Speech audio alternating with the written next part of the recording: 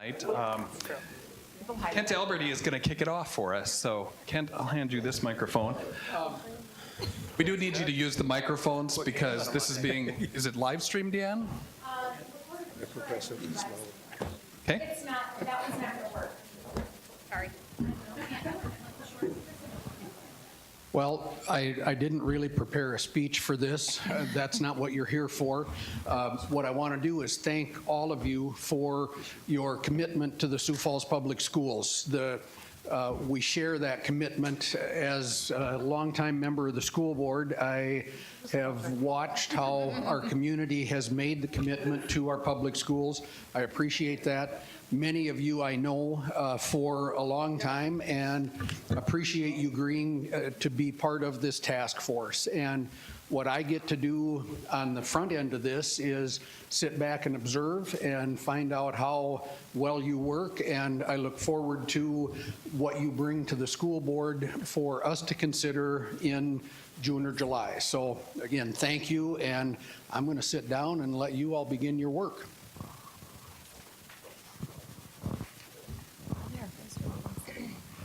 We are a big group, so we're going to start with introductions because not everyone will know each other. I'm Vernon Brown. I'm the Vice President of Marketing at SDN Communications.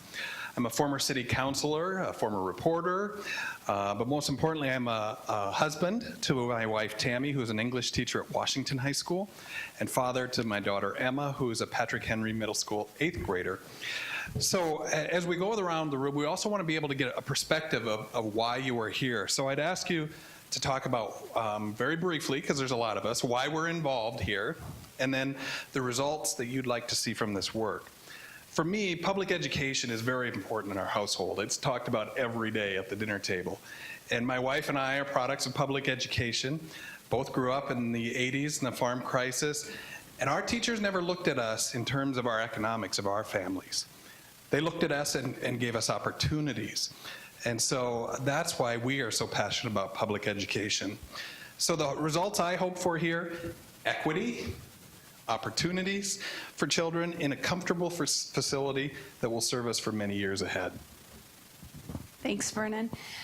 I'm Nan Baker. I've lived in Sioux Falls for about 20 years. My husband and I are currently raising 4 children.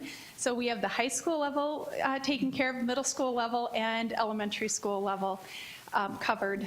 I have been volunteering for the Sioux Falls School District for 10 years consecutively. I'm also a substitute school teacher. I'm delighted to be working with all of you on the important work that we're going to do. Before we continue to do introductions, I have a couple housekeeping items to talk about. We already covered the microphone. The second piece, if you need a beverage or refreshment, we have those just down the hallway straight into the room. You'll be able to see it because it's there's glass doors in front. Number 2, Vernon is going to help to facilitate our conversations after we have our various guests speak. My role is helping to keep us on task, and we have a lot of us, and what is important to us is that you feel heard. So if at any time I interrupt you because of time and keeping things flowing, and you have a question or a comment that you feel needs to be heard, we want it to be, please go to the parking lot in the back and jot it down. So those questions, comments, thoughts will be looked at, and then we can either address them later in the evening or at our next meeting. Bathrooms are also right down the hall. Excellent, so we'll just keep going. With that, we just have a lot of you here. You're all coming with a different lens, a unique perspective, and we're just really excited that you're giving up your time for this important work. Briefly introduce yourself, and you've already stated why you want to be here, but maybe just do that again. I know you turned that in to Deanne earlier, but just maybe restate that and just share what you would like to share to the group about yourself. I'm Katrina McKinney. I have a 10-year-old and a 4-year-old. I live just a block from downtown, and I'm president of All Saints Neighborhood Association, which is the neighborhood directly south of downtown. which is probably one reason why maybe I'm here, why I was asked to be here.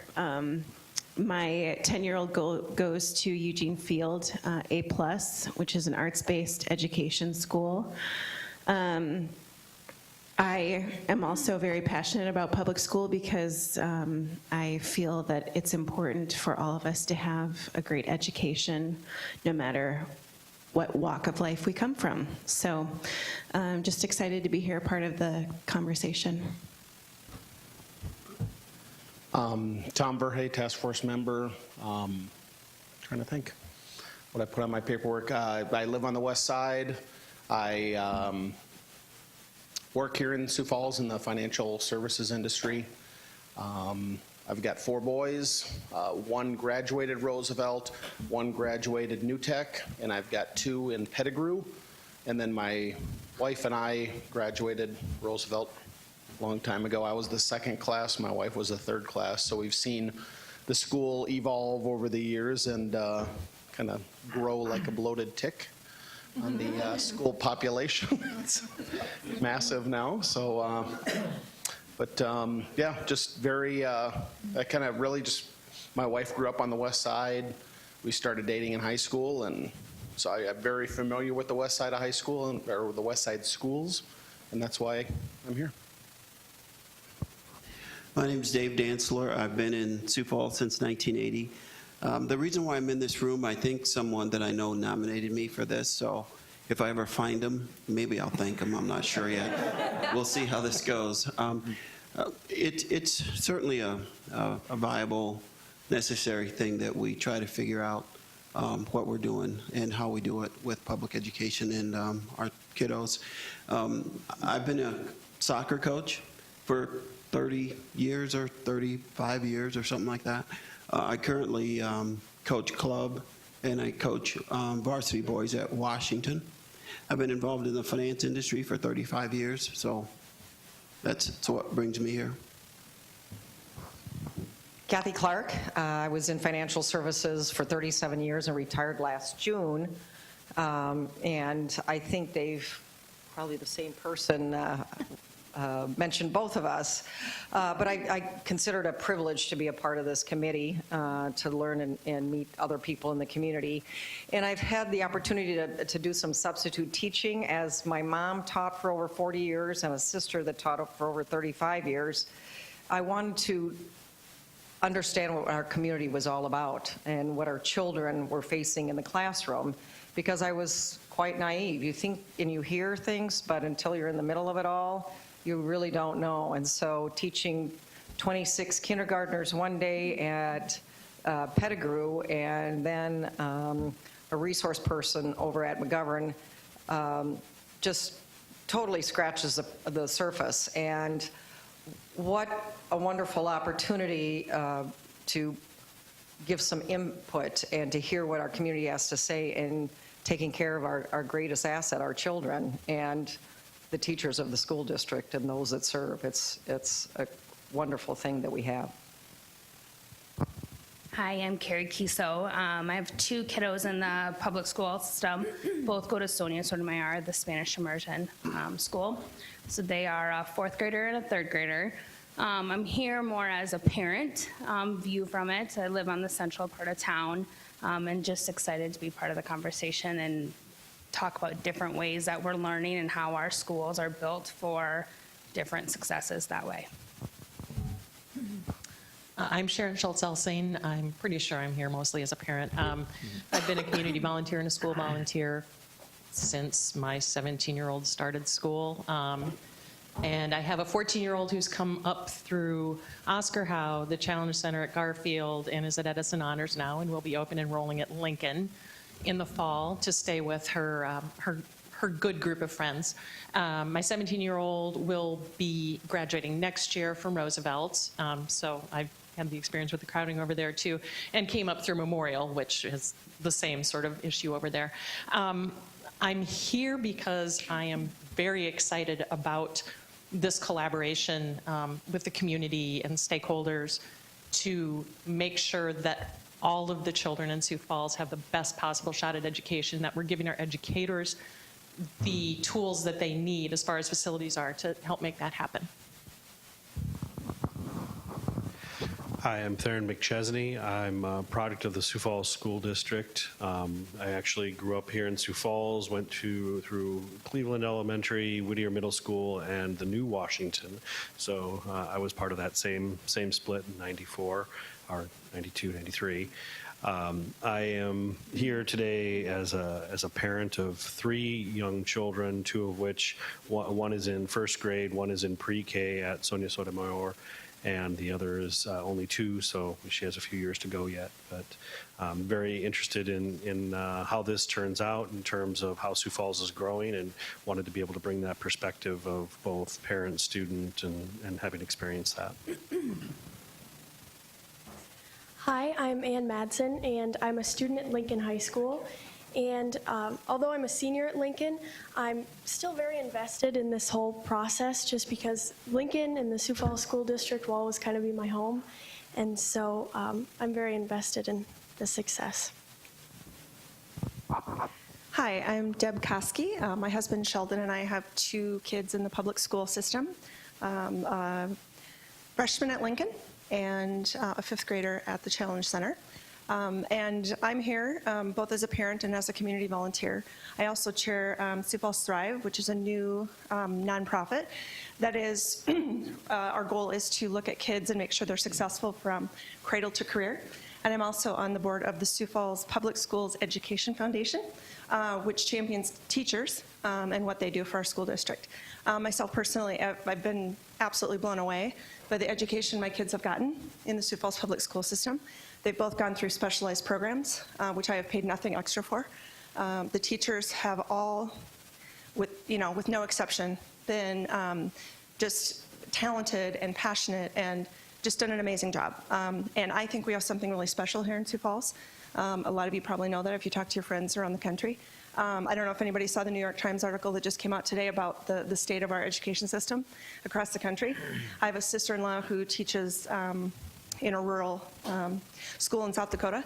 They have 10-year-old science textbooks, similar to what I read in this article. I don't think Sioux Falls has that, but we do have a bit of a space issue, so I'm here to help try to solve that problem. Hello, I'm Mike Cooper, and I'm representing the City of Sioux Falls. I'm the Director of Planning and Building Services. I went to Lincoln Elementary School, which is no longer here, Whittier, and Lincoln High School. And I have a son and daughter that both went to Cleveland, Whittier, and Washington High. And over the years, I've been involved in some of the previous school board initiatives looking at our capital facilities needs, future planning needs, and I'm really excited about participating in this latest process, not only as a resource, but also maybe providing some input as far as how our decisions are going to impact the overall growth and development of the city of Sioux Falls, and vice versa, how the future development of the city is going to impact the Sioux Falls School District. So look forward to having more discussions with all of you. Hi, my name is Sarah Stokes. I am mainly here as a parent, I guess. I have 2 kids. One will be going, they're both at Pettigrew right now. One will go to Memorial next year, which scares me. It's a big school. We're from a big school, and we've had a ton of amazing years at Pettigrew. And then my daughter, who's also at Pettigrew now, but we are lucky enough to start the Challenge Center next year. So we're moving in different directions at the same time. My biggest thing why I'm here is I understand we have serious crowding issues. We're in a huge school now. We love our big school. It can work. We need to just continue to support, I think, the people who are in the, administrators, teachers in these bigger schools, because it really can work. We've had a great experience where we're at now. Hi, I'm Mark Cotter. I'm also here representing the city of Sioux Falls, and I'm really happy to be a part of this group. I work for the team of Public Works, and our job is to manage the city's public utilities and the transportation system, both of which will be critical to where the schools get sited and or expansions. One of the activities we just completed over the last 2 years was looking forward with our national consultant on a 10, 20, 50, and 100-year growth pattern for the city of Sioux Falls, and have a lot of those documents that, if interested, we can bring to these groups.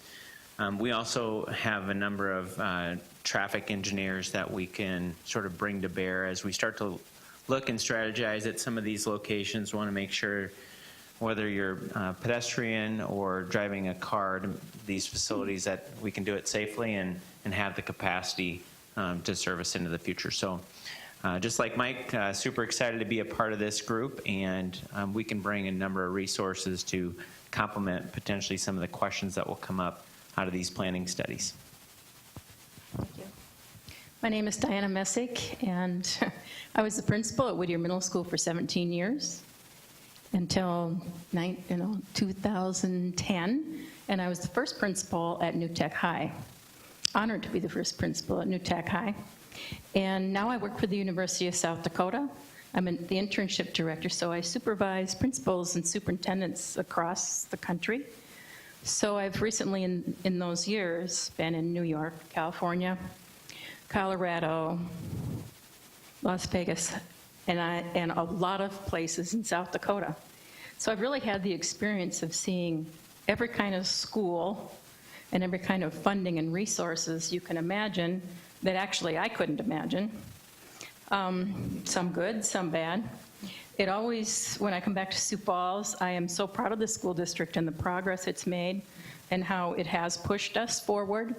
And my concern is of course Whittier, because that is a very tight neighborhood and has been a strong neighborhood for decades, probably centuries. And so I really want to see us not like move out of the core. And I really want to focus on us preparing our kids for the future, not the present and not our past, but the future and the kinds of things we need to do to have the space to, architecturally provide the kinds of things that our kids need rather than just a single classroom space. So I'm very happy to be here. Good afternoon. I'm Jennifer Hazing.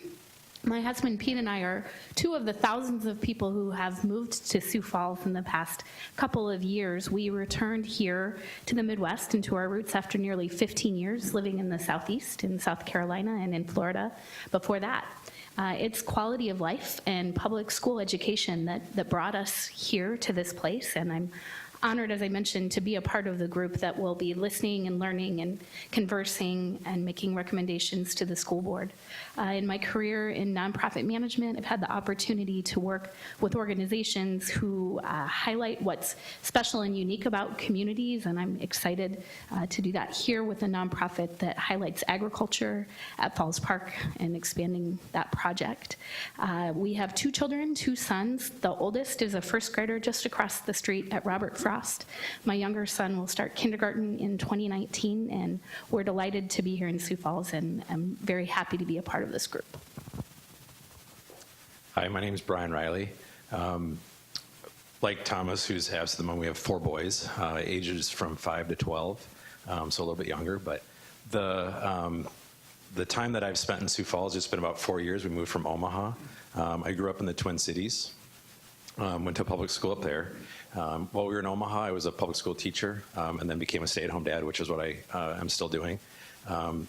Like these two have said, I think it's really important to build a program and an education system that looks to the future, as well as be stewards of the community's resources as we do that. I think that's something that we are kind of responsible to as we progress and move forward. I'm Susan Quello, and I have been a school teacher for years. I taught in an impoverished school in Minnesota. That was a wonderful experience for me. It gave me a great experience, or a great perspective of having close to 65% of the kids were on free and reduced program, and our academics were excellent. The support from the community made all the difference.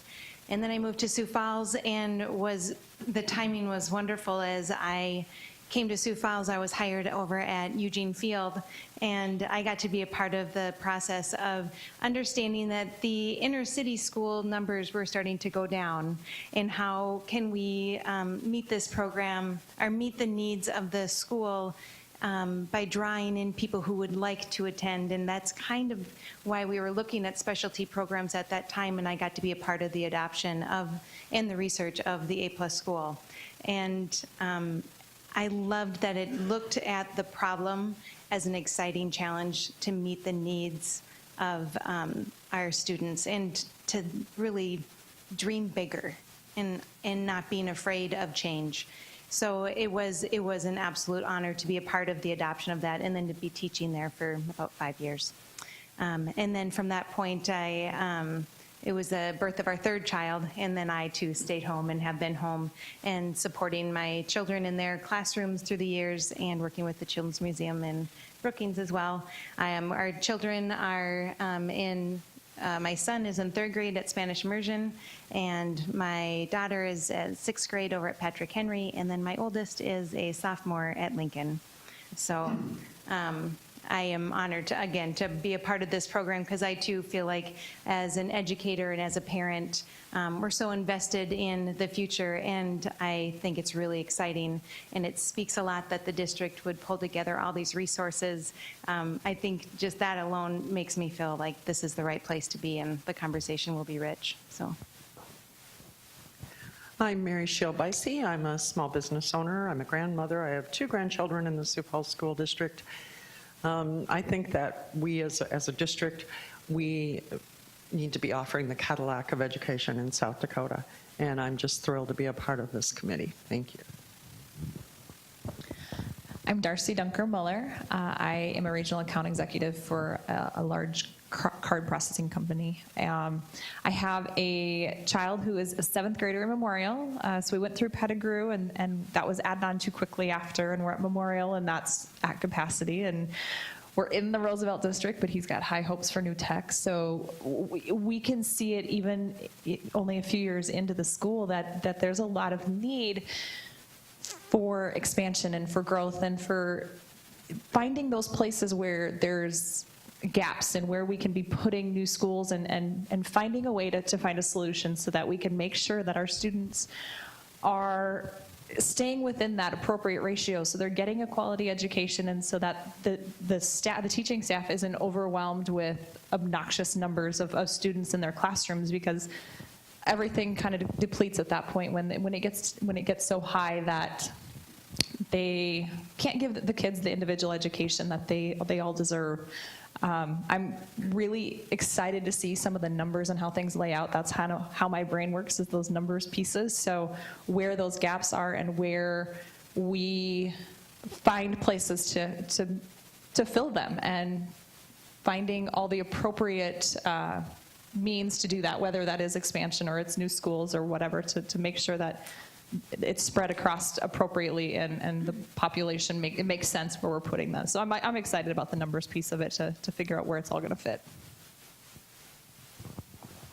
My name is Angela Lammers. I am a longtime South Dakotan, relatively new here to Sioux Falls. I moved here 5 years ago. We live on the west side. I have 2 stepchildren, although technically they are now step adults. They came out of Roosevelt and New Tech, and Roosevelt is just fine, but we love, love, love New Tech. Huge fans of it in our home. I work professionally. I own a small business here in town where I provide consulting services to professional associations, usually in the area of marketing and communication. So very excited to be here. I love our growing community. I think there's a lot of great things about Sioux Falls, and I think there's a lot of great opportunities with growth, and I look forward to participating with all of you on this program. My name is Jeff Herbert, and I was born and raised in Sioux Falls, a product of Laura Wilder, Edison, and Washington High downtown. I also taught in Sioux Falls for 30 years. I began my career at Axtell Park. I was at Roosevelt when it opened, and then I spent my last 20 years at Washington High School, my alma mater. I'm very proud to be on this group. Thinking about why I was asked, I asked Deanne, and she said, well, you have a sense of history. And a lot of times she will call me if there's a question, especially about Old Washington High. But I'd like to think of myself also as someone whose own children graduated, grew up and graduated from high school, or all the schools in Sioux Falls. I have 3 children, and they're all out of school now, and I hope someday I have grandchildren who can also hopefully enjoy Sioux Falls. My wife was a longtime teacher in Sioux Falls, and she just retired last spring. She really likes South Dakota retirement, by the way.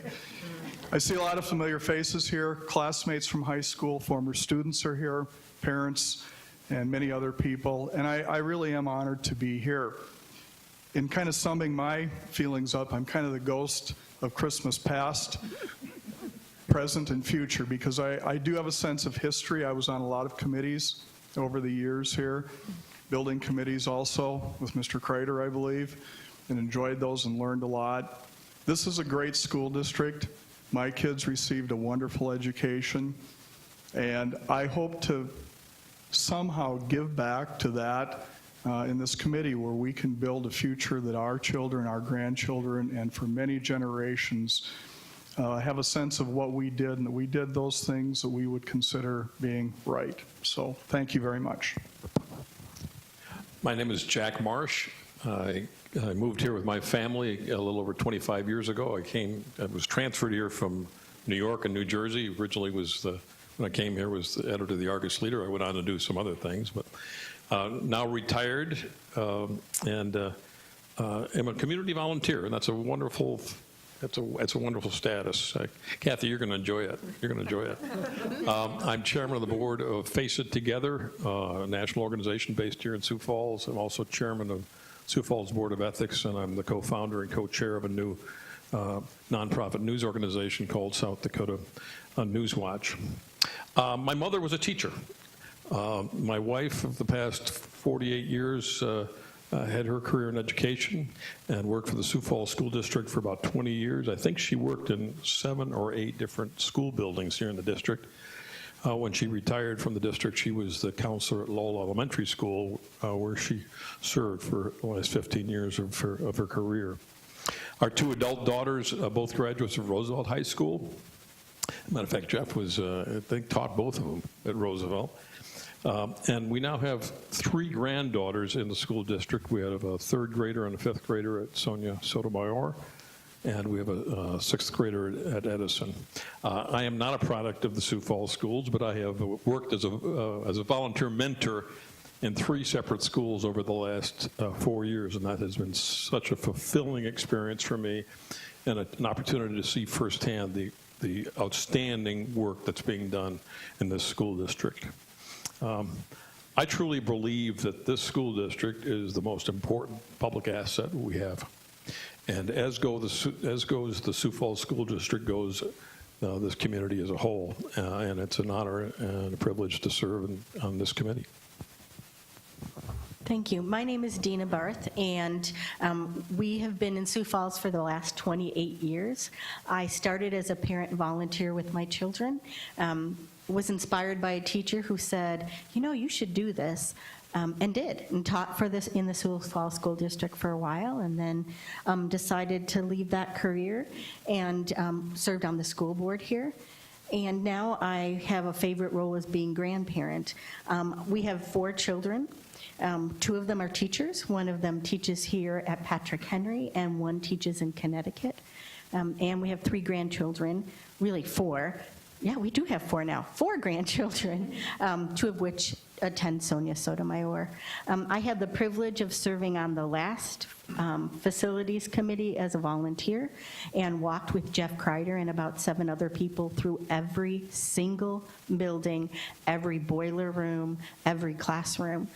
And since then, I am so proud of what that committee achieved because it kept us where we are right now. And I look around the room thinking, wow, I have a chance to do it over again because I hear your passion and I hear your commitment to not only Sioux Falls, but the children and those who serve them. And I am not only in awe, but grateful to be in your presence. So I'm looking forward to what we can accomplish. And hopefully 20 years from now, one of you, not me, will be sitting in this chair saying, I did that before. And I'm proud of what we did. Hi there, my name is Erin Bosch. I am the director of the MB Women's Leadership Program and also Dress for Success Sioux Falls. I'm here as a parent, but as a community member as well. My daughter Olive is a second grader at Eugene Field. My son Robbie will be busting through the doors as a kindergartner next fall. He's very excited. But I think why I'm really here is we are so fortunate to have the schools that we do in Sioux Falls. I'm a product of 4 elementary schools. I went to Jane Addams, JFK, Harvey Dunn, and Mark Twain, and saw the different schools, got to know the different teachers, had a really intimate close-up relationship with those particular schools and really saw that the differences and how they're unique, and I really embrace that. And I want my kids to have an opportunity to grow up in the same kind of situation that I did and getting different experiences. So glad to be here. Rich Aguilar. I bring a kind of a unique experience. I was born and raised in an urban setting. My education was primarily in an urban setting. I married a Sioux Falls girl, and after 10 years, we had a sit-down discussion about what raising kids is all about, and I lost. My experience was quite different than what her experience was, and I thank my lucky stars that I did find a job with Citibank and retired from Citi a couple of years ago. But I think we have 2 adult daughters, both of whom are products of the school system. And we have 3 grandchildren, 2 of which are in Sioux Falls, not yet school age. And one is in Omaha, which we will get to Sioux Falls. And so we want them to have that same experience. It's very unique. Coming out of the financial services field, I just don't know of any other critical financial investment we can make than this. It really is the springboard to just about everything. And so our focus should be there, and I'm just excited to be here. Marty DeLores, I'm a financial advisor here in town. My wife and I, Amy, live on the far west side of town, and we have a 2-year-old and a 3-month-old. And in fact, today is my wife's first day back at work, so tonight's meeting has me 1 foot in the doghouse that I'm missing dinner time. I was asked to be on this committee, and I saw it as an opportunity to try and give back to Sioux Falls because we just love this town, and hopefully offer a little bit of a unique perspective, knowing that we've got future kids going into the school system. So happy to be here, and thank you. Good evening, everyone. My name is Marcus Malin. I'm a commercial real estate broker here in town at NAI Sioux Falls Commercial. I'm part of this task force and this committee, I believe, mostly through my involvement through the Sioux Falls Area Chamber of Commerce, specifically with the Young Professionals Network, where I'm the chair of the civic engagement team, where we are active in events just like this, getting involved in the local school board, local elections, the mayoral election, city council, and everything along those lines. I'm not from Sioux Falls. I grew up in a small town of Webster, South Dakota, if anyone is familiar. So I've lived in town here for about 4 years now, and I'm just happy to be a part of the team and I'm part of the task force to be able to give back to the committee and give back to the future of the city. Thank you. Hi there, I'm Dena Berg, and I'm here because I am a parent. I have 3 children in the Sioux Falls School District, ages 7, 3, and 1. Ainsley is at Rosa Parks Elementary, and we're very lucky to be there. Prior to being Chief Executive Officer of our household, I was in education. I served as a Principal and Curriculum Director for the T Area School District, and prior to that, I worked for the ESA, which is an educational service agency, and I did consulting for school districts within the region and around the state. My early career was in Harrisburg, and then I also worked at the private sector in the Catholic schools. So I bring a couple different perspectives with me. I've been in a couple districts that have experienced a lot of growth and some of those growing pains that go along with it. But again, it's a good problem to have, and I'm excited for what the upcoming years hold for my children in the Sioux Falls School District, as well as all of the children in our school district. So thanks for having me. My name is Brian Grady, and I'm the Vice President of Finance with Lloyd Companies. I'm here primarily on behalf of the Chamber. I'm Vice Chair of the Issues Management Committee for the Chamber. Personally, I have 3 boys, 2 which are in college now, one at University Center, one down at University of South Dakota, and the other one is a sophomore down in Harrisburg. All 3 of my boys started out in the Sioux Falls School District, went to John Harris Elementary. We had an opportunity to move to Omaha for a couple of years, and so they actually spent some time in the Millard School District down in Omaha, which I think is a pretty highly regarded school district. Then when we moved back, we chose Southern Sioux Falls in the Harrisburg School District, so we witnessed some of the growth down there. So excited to be a part of this, and hopefully I can be of help. That was an important part of this meeting. We are already over schedule, but that's okay because we're going to take time from Dr. Maher, I think. So Nan has a couple things first. Home, Success, Education for All, Nonprofit Partnership, Education Foundation, Pride, Growth, City of Sioux Falls, Parent History, Supportive, Teacher Administrators, Utility, Transportation, Core Neighborhood, Future Preparation, Quality of Life, Specialty Schools, South Dakota Leaders in Education, Alma Mater, Give Back, Business Community, the Chamber of Commerce, School Consultant, Urban Education. Talent, experience, passion, curiosity is what we have found in this task force. And I forgot to mention why I'm here. Vernon and I are here largely to serve all of you. So we're happy to be here. With that, Dr. Maher. Dr. Maher has been with our school district for a little over 3 years. He has created a process that has been transparent, participatory, engaging, and with that, he's here to tell us a little more.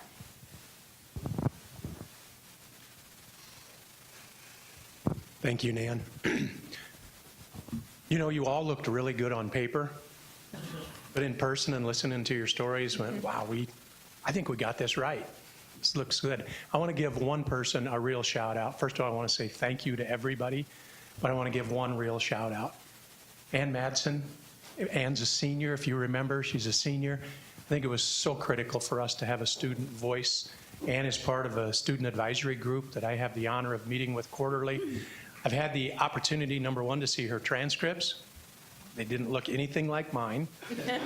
But number two, I've also had an opportunity to see how busy she is. And I think as adults, we know how busy we are. Our students are incredibly busy, particularly our students who are of the caliber of Ann. So thank you to all of you, and Ann, a special thank you to you for bringing the student voice to this group. I want to start with 2 quick stories. One of them was about 3 years ago when I interviewed for this job. And it's a story of when I got my first superintendency, and I had a veteran superintendent call me, and he said, Brian, this superintendent gig is really easy if you will remember these 2 things. Number one is there are times as a superintendent where you've got to get out and you've got to lead. You've got to be in front of the Board of Education, and you've got to grab them and say, let's go. Come on, we've got to lead. He said, that's number one. The second thing to remember is there are times when you've got to remember you're the hired help.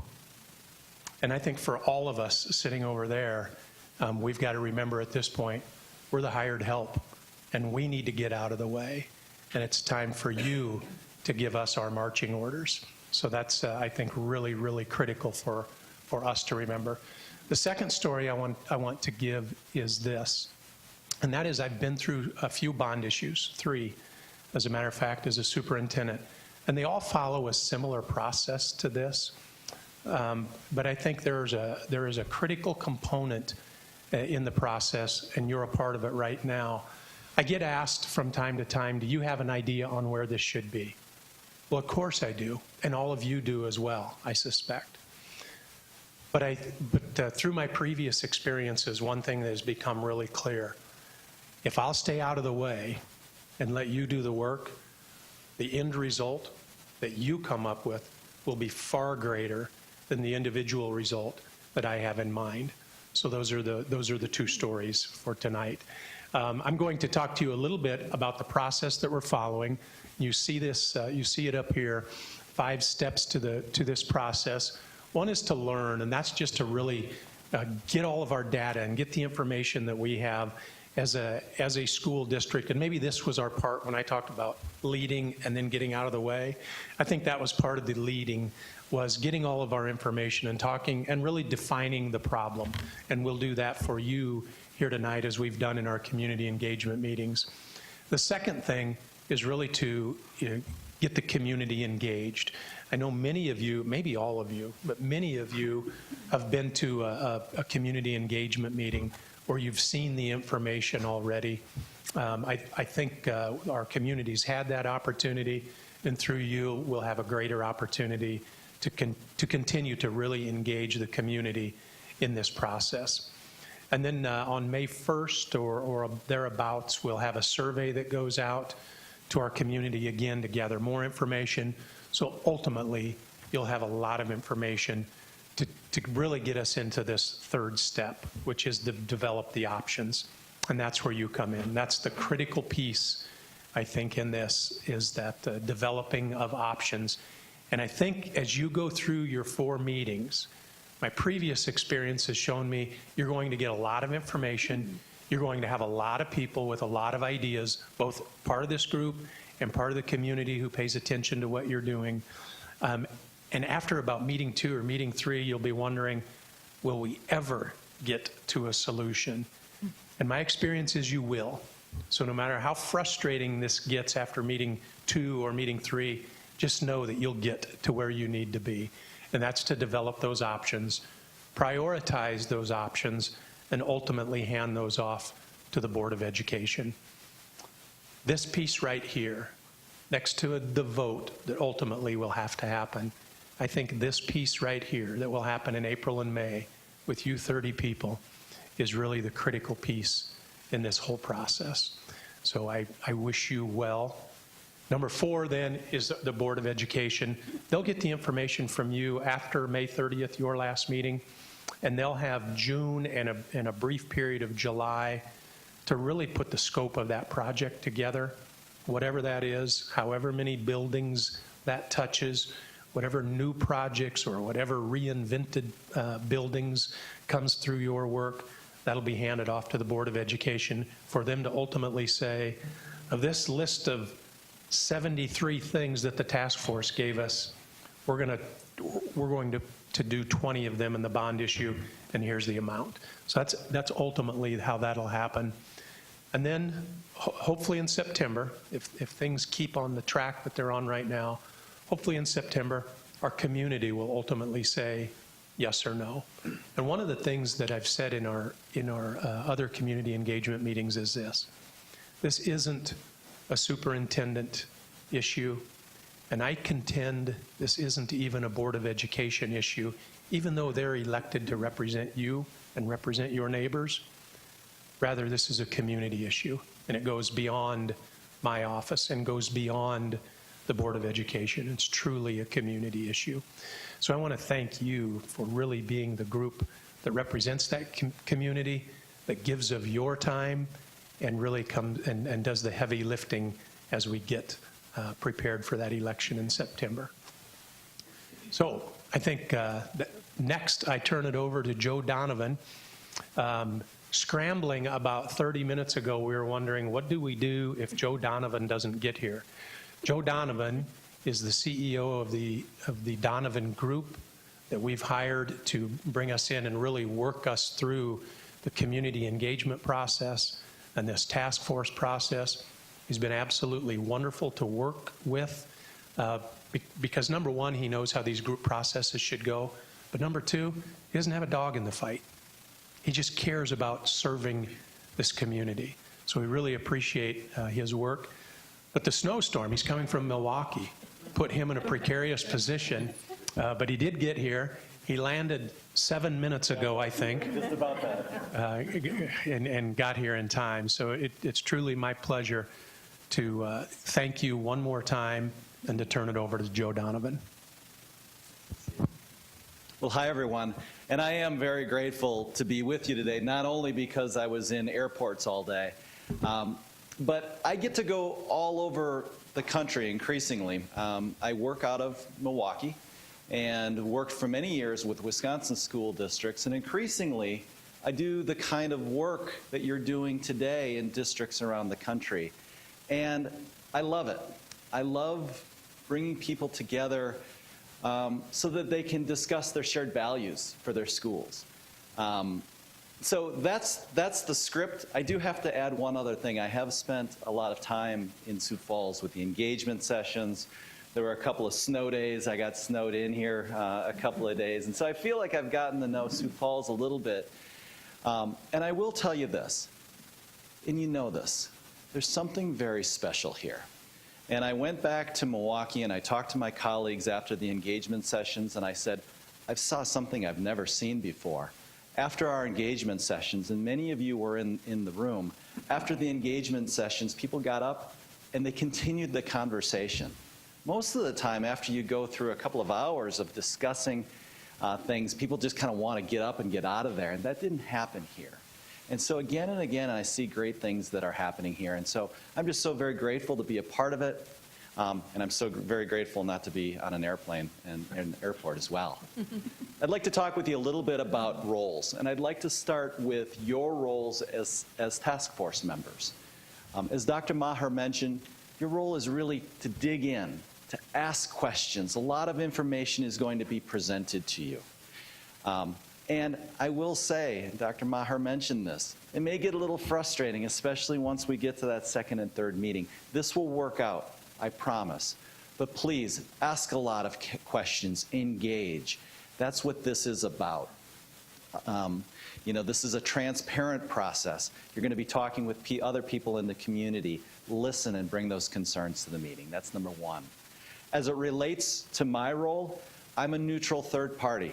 I really like coming to your city, but I don't live here. I don't have children in the district. I don't pay taxes here. I also don't have any connection at all, financially or otherwise, with anything that you may or may not decide. Okay? So again, I'm a neutral third party. My job is largely to be behind the scenes. I'll be working with the co-chairs. I'll work with others as needed. I'll assist with the creation of the report, but my job is really just to help ensure that the process, follows through. And again, I'll be, very much behind the scenes. As it relates to school board members, we're grateful that school board members may be in attendance with us tonight. They won't actively participate, though. This is about you. And so school board members, as Dr. Maher mentioned, will certainly have a say, a big say in all of this. But for now, they're going to be taking a step back.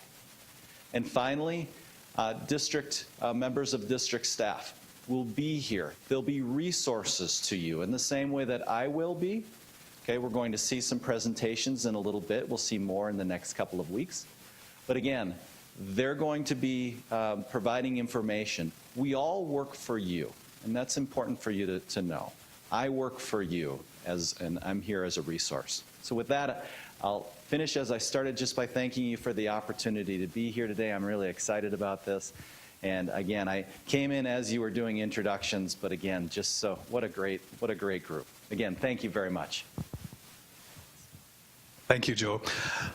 We're going to go into the charge of what we need to accomplish here. And I want to just give you a lay of the land a little bit that Joe has helped us lay out. This first meeting is really about the need, what need we have in the district. The second will be largely about the resources. What resources are available? What do we have to do to get this done?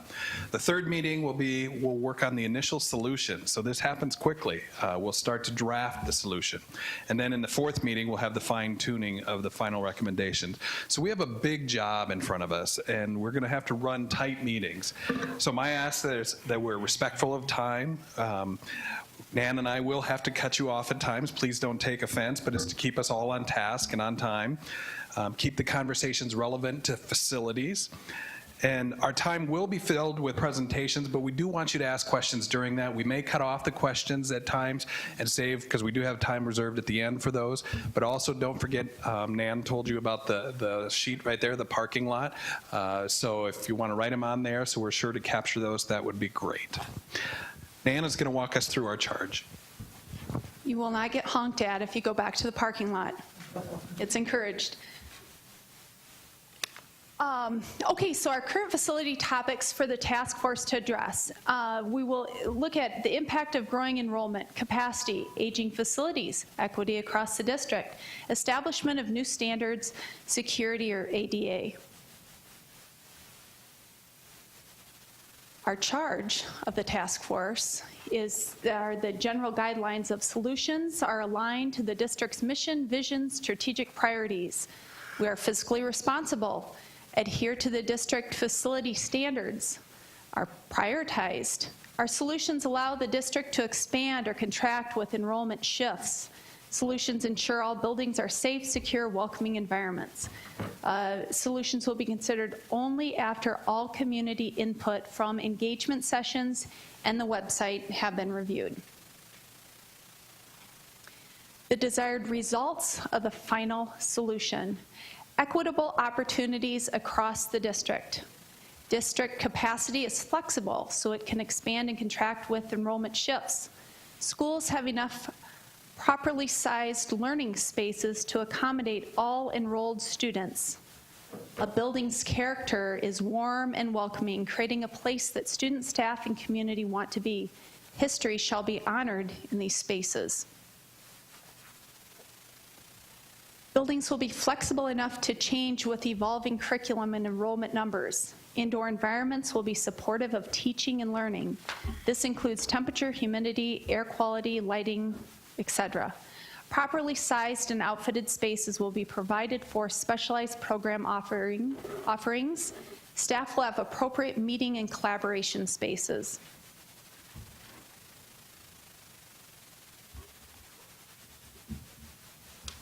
And at this point, we will turn it over to Mike Cooper. And Mike is here to talk about this interesting relationship that we as a public school district have with the growing city of Sioux Falls. He has some visuals, some maps that we can look at, and other various diagrams. If any of you need to shift or move to align yourself with Mike, please do so. Thank you. This is the low technology version of the presentation tonight. And I just want to make sure that you know, because it's going to be hard for all of you to see what I'm pointing to tonight, but we'll make sure that we have copies of this that you can put into your notebook for future reference. So kind of bear with me tonight as we go through this initial review. So my task was to kind of give you the broad picture, and Mark, my teammate, maybe can chime in as well as we talk about some of the growth impacts that may affect the school district. So I have to use my maps. And again, don't get too concerned if you can't see all the details on this. There's no doubt that Sioux Falls has been growing, and that growth has been impacting the Sioux Falls School District in many ways. And one of the ways that we can track that is by where people are building residences, whether they're single-family, townhomes, or apartments. And so we're able to provide you with some historical data. What I have up here today is just from last year, 2017, showing you each dot on the map represents a single-family housing building permit. The yellow dots represent those that have a value of up to $250,000, and then the red dots are over $250,000. That's the building permit valuation. So it doesn't necessarily represent the full market value of a finished home on a lot, but it does give us some indication as far as a little bit of a breakdown in terms of single family. The other thing, if you get up a little closer, you can see that the area that's in the middle that does not have a color on it, the white area, represents the boundaries of the Sioux Falls district. And then around us are our friends and neighbors, the other school districts. So on the northwest side, we have Tri-Valley, West Central, Lenox, the T area school district, and then across the bottom is Harrisburg. There's a little corner actually of Canton School District within our city limits. And then on the east side is primarily Brand Valley. And I think most of you know that the Sioux Falls district goes all the way up north to Renner as well. So the school boundaries do not change as the city boundaries do. And as we continue to annex development land in all directions, that is not always going to impact the Sioux Falls district. But there is going to be a significant number of years where the district will continue to be impacted by residential construction. And if you look at this up close, if you have a chance to later on, you can see that up in the northeast area, it's pretty limited as far as residential growth. There's a number of factors. It's primarily more of an industrial business park development area. And then on the north side, we have the Big Sioux River, the airport, which limits, for the most part, residential development. There's a small area up on North Cliff, but that's also part of the Brandon Valley School District. The southeast area still has quite a bit of growth area potential that will continue to impact the Sioux Falls district. And it basically goes down to 57th Street and then just east of what we're calling Veterans Parkway. So these red and yellow dots in the southeast part of this map, we'll continue to see more of those as that area fills in. On the south and south central, we're getting pretty well maxed out as far as the Sioux Falls district. There are some small pockets of residential development along Western Avenue, but most of this growth area is impacting the Harrisburg district versus Sioux Falls. And then the very southwestern area is, again, primarily the T area school district. On the west side, which would be roughly 26th Street, is where you see another cluster of housing construction activity. Between 12th and 26th Street has been the most active residential growth area the last couple of years that's still within the Sioux Falls district boundaries. But we're gradually getting closer and closer to that edge, and we'll be bumping up against Lenox and even West Central boundaries. Up on the northwest area, this little box, if you can see it from where you're sitting, is McGovern Middle School. The gray line, I should have said earlier, represents the Sioux Falls city limits, as opposed to the school district boundaries, which is in the white area. A small number of residential homes have been added this last year or so in terms of single family, but that's an area that has a lot more potential as well. It's quite a ways away from being totally built out yet. So we expect that the northwest up to Benson Road and all the way west of La Mesa, which is a mile west of Marion Road, that will be a long-term growth area around McGovern Middle School, which, if you don't know, there's also land available next to McGovern for a future elementary school. So as we've heard, the northwest area is probably the location that we're going to be looking at for some future needs, as well as how we're going to be impacted by the southeast area. And you'll hear a little bit later on about the various schools, the school buildings, where they're at in terms of a capacity and enrollment projections. The core area, we're always looking for more of these dots because we want to continue to have a strong central area of the city of Sioux Falls. But there's no doubt that in terms of new construction, it's going to be more limited than it would be on the very edges. Another version of this that we can provide you would show you where the townhome and multifamily building permits have also been approved. And we can go back 5 years if you want to. The maps would look very similar to the one that you see in front of you tonight. And again, I apologize because this is too far away for you to see. But in terms of townhomes, what's interesting is that we're starting to see a lot more interest in townhome development in that southeast area as well. So we can provide you a couple of these exhibits that not only summarize single family, but also the townhome multifamily housing market. Another thing that we can do, if this will stay up, is we can track or estimate or project for you what has been approved in terms of future development potential. So we have another inventory that we do each year of approved residential development areas or subdivisions. And we have those mapped out by various school district boundaries.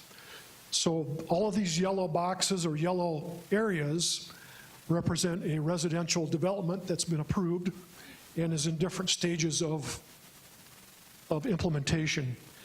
And we have an inventory by name of each subdivision, as well as the number of future single-family twin home lots, and also the number of potential multifamily units within each one of those. So we can give you an indication at least of what's already been approved, of what the additional construction activity could be over the next 5 to 7 years. For those of you that were not Good Morning Sioux Falls, we talked about this a little bit at that meeting. Our residential absorption, which means how many acres of residential land do we absorb each year, is somewhere in that 400 acres. That's what it has been averaging. And the last couple of years, the total number of units has ranged from 2,400 to 2,700. So we can map out, in terms of single family, what's already been approved, that maybe is another 5 years of capacity. And for a multifamily, because that market fluctuates so much from year to year, we've gone through 2 or 3 really high years of multifamily, and we think that that might start to slow down a little bit this year. That's probably more of a 7 to 8 year inventory or availability of approved development land. But again, if you can kind of pinpoint the boundaries of the Sioux Falls district and where some of these approved development areas are located, you can continue to see that that southeast area is going to have more activity.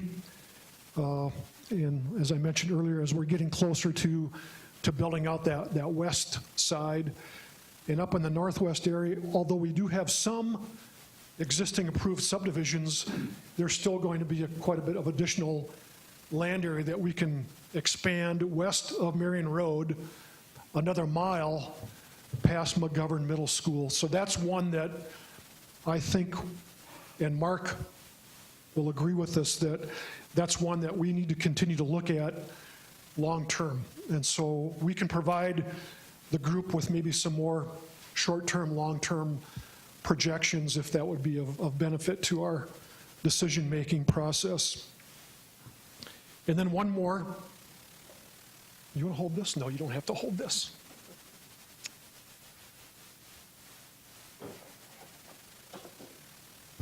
Just one more type of visual aid.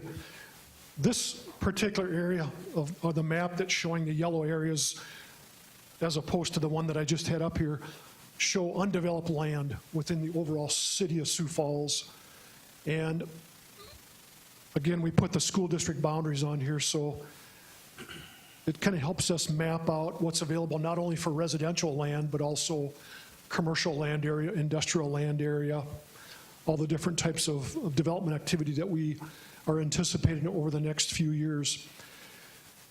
And the reason that I wanted to bring this tonight is, again, to reinforce that as we look at these patterns of development, primarily residential, that's going to impact the district down the road, you can kind of see again what has been approved, what's been built, I should say, what's been approved for future construction, and then what's still vacant to go even beyond that in terms of development potential.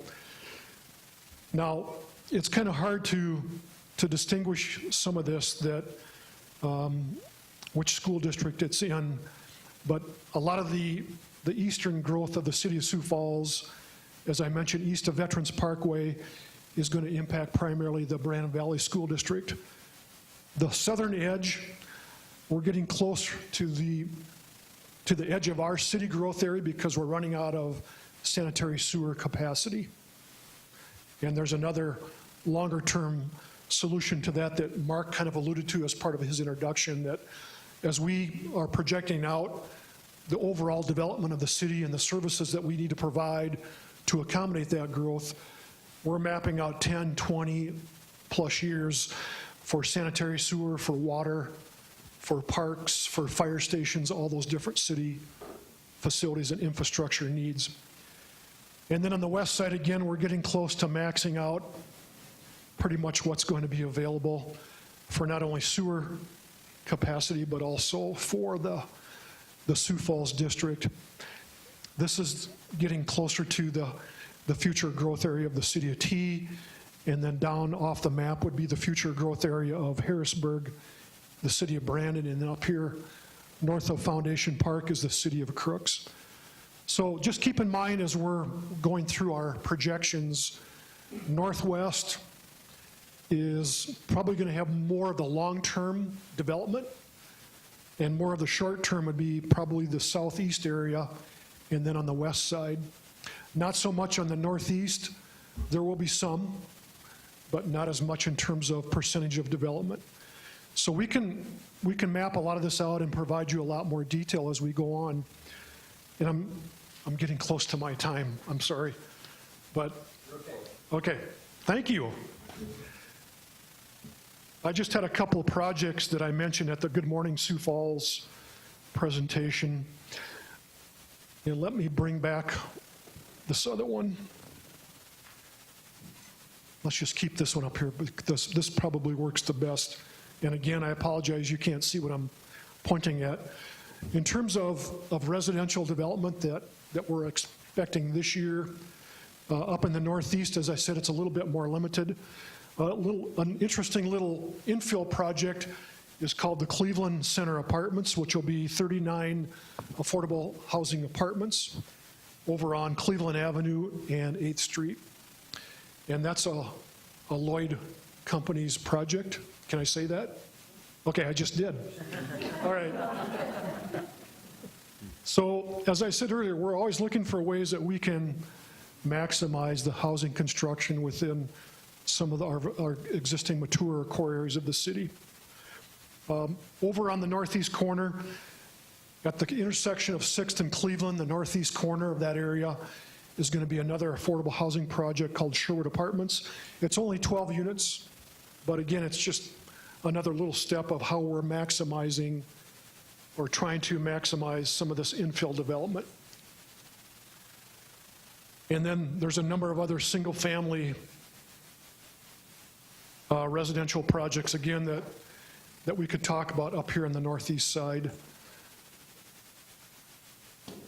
But I just wanted to kind of go through what we have on the horizon for this year. In the southeast area, over by Dolly Farm, just north of Rosa Parks, is a development called Dublin Square Townhomes, which has really taken off a lot and is providing a lot more residential development. We never really thought that when Dolly Farm first went through approval that it was going to be such a magnet for residential development. We thought it was going to be primarily a shopping center concept. But what we're seeing in Sioux Falls as well as around the country is that shopping and residential can coexist, and in many cases they want to coexist. So Dolly Farm is starting to see a little bit more residential development, and this is just north of Rosa Parks Elementary School. And then there's some more elderly apartments that are also being constructed, but that's not going to impact our school district enrollment too much, I don't think. So that's supposed to be humorous. Okay, sorry, yes. Also on the southeast area is a site that we call the Kappenman property, and it's just south of 26th Street, just across from Rosa Parks on the west side of Veterans Parkway. That was recently annexed, and we've gone through the zoning approval. That's going to be a major residential development. And for the historian in the room, back when we were trying to find a site for Rosa Parks, although we didn't know the name of it back then, that was the location that we were trying to work on. But at that time, the property owners had no interest in working with us for a future elementary school. So we went across the street on the north side of 26th Street. So that's going to be another major, as I said, residential development area to watch for in the future. Moving to the southwest area, as I said, we're getting close to maximizing that in terms of development activity for residential, at least the part that's going to be within the Sioux Falls district boundaries. We have a small development called Spring Avenue Townhomes, which is actually more in the core area along 23rd Street and Minnesota Avenue, right north of Slim Chickens. So who would have thought that you want to live next to a chicken retail store? But that's another little infill project that is just kind of fun to watch. Did you say they're houses or? They're condominiums, so they're owner occupied, yep. And then the northwest area, again, just to kind of reinforce, we have a development called the Grasslands Addition, which is on Marion Road and 34th Street North. There's some of the single-family permits that we've added in the last few years. Aspen Heights Addition, which is a residential development on Madison and Marion Road. There's still quite a bit of capacity for that to expand. And then the Thielen Center Townhomes over on Career Avenue, south of Benson Road, is another more multifamily development that's seeing a lot of activity, a lot of interest in that area of the Northwest for more, say, multifamily residential growth. So the bottom line is that we're seeing some impacts around the district boundaries, some areas more than others. And another key part of this that I want to go back to Mark Cotter's introduction, that we can provide you some information as we look further along at specific sites or specific facility recommendations, is let's keep in mind our infrastructure. We have a 5-year capital program through the city of Sioux Falls, and that capital program focuses primarily on roads and utilities for the most part. The majority of our capital program is for infrastructure. And so as we're mapping out some future location needs for new construction, we need to keep in mind what the impacts are going to be on some of that infrastructure. And I think at some future point, Mark will be able to talk about that in a little bit more detail. But keep in mind as we, I've been involved in when we located Washington High and Roosevelt and Memorial and McGovern and a number of elementary schools over the years. And there's a number of impacts that we look at for those locations in terms of traffic and infrastructure and other development that's going to happen around it. So that's kind of why we are excited to also be participants in this process. So I probably went way too long, but it's fun to talk about this information. We are a little bit behind, so Oh, okay. please jot your questions down and hold them for a minute, because we do need Jeff to talk about this. So we've got time reserved at the end for questions. Good, that's great. So Jeff Kreider. Sneak Thank you, back. Mike. Are you using easels?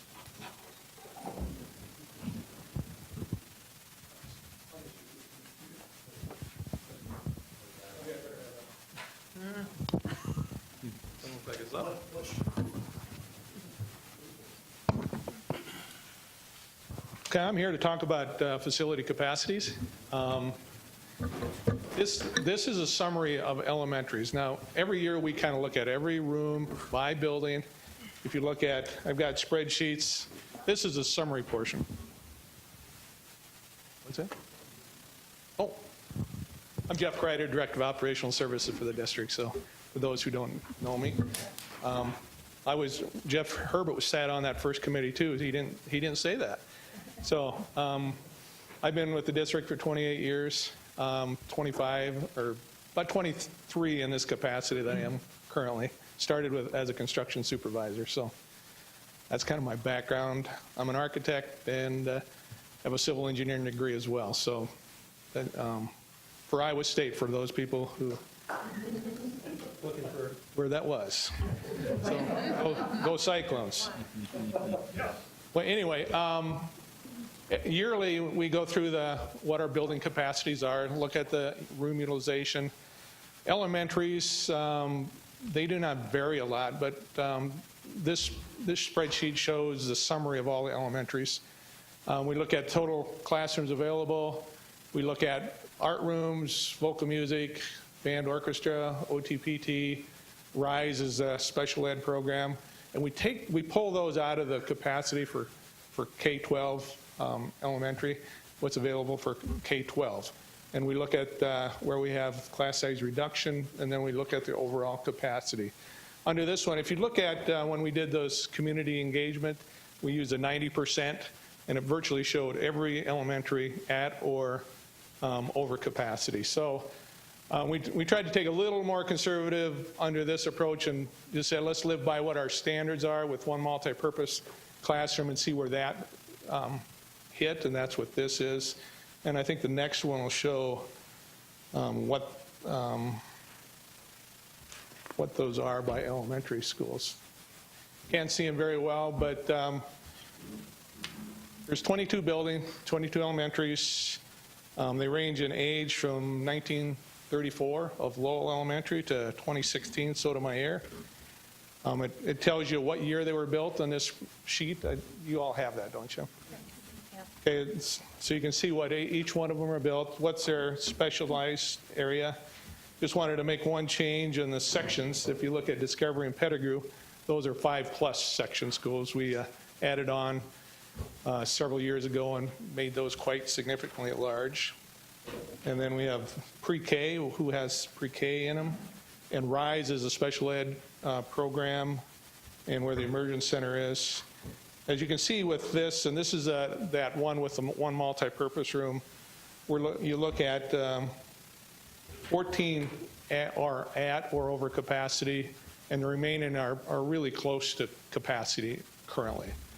So that's a very, very conservative look at. If you look nationally, they're probably saying calculated at about 0.9 utilization for elementaries, and that would put us pretty much all of them at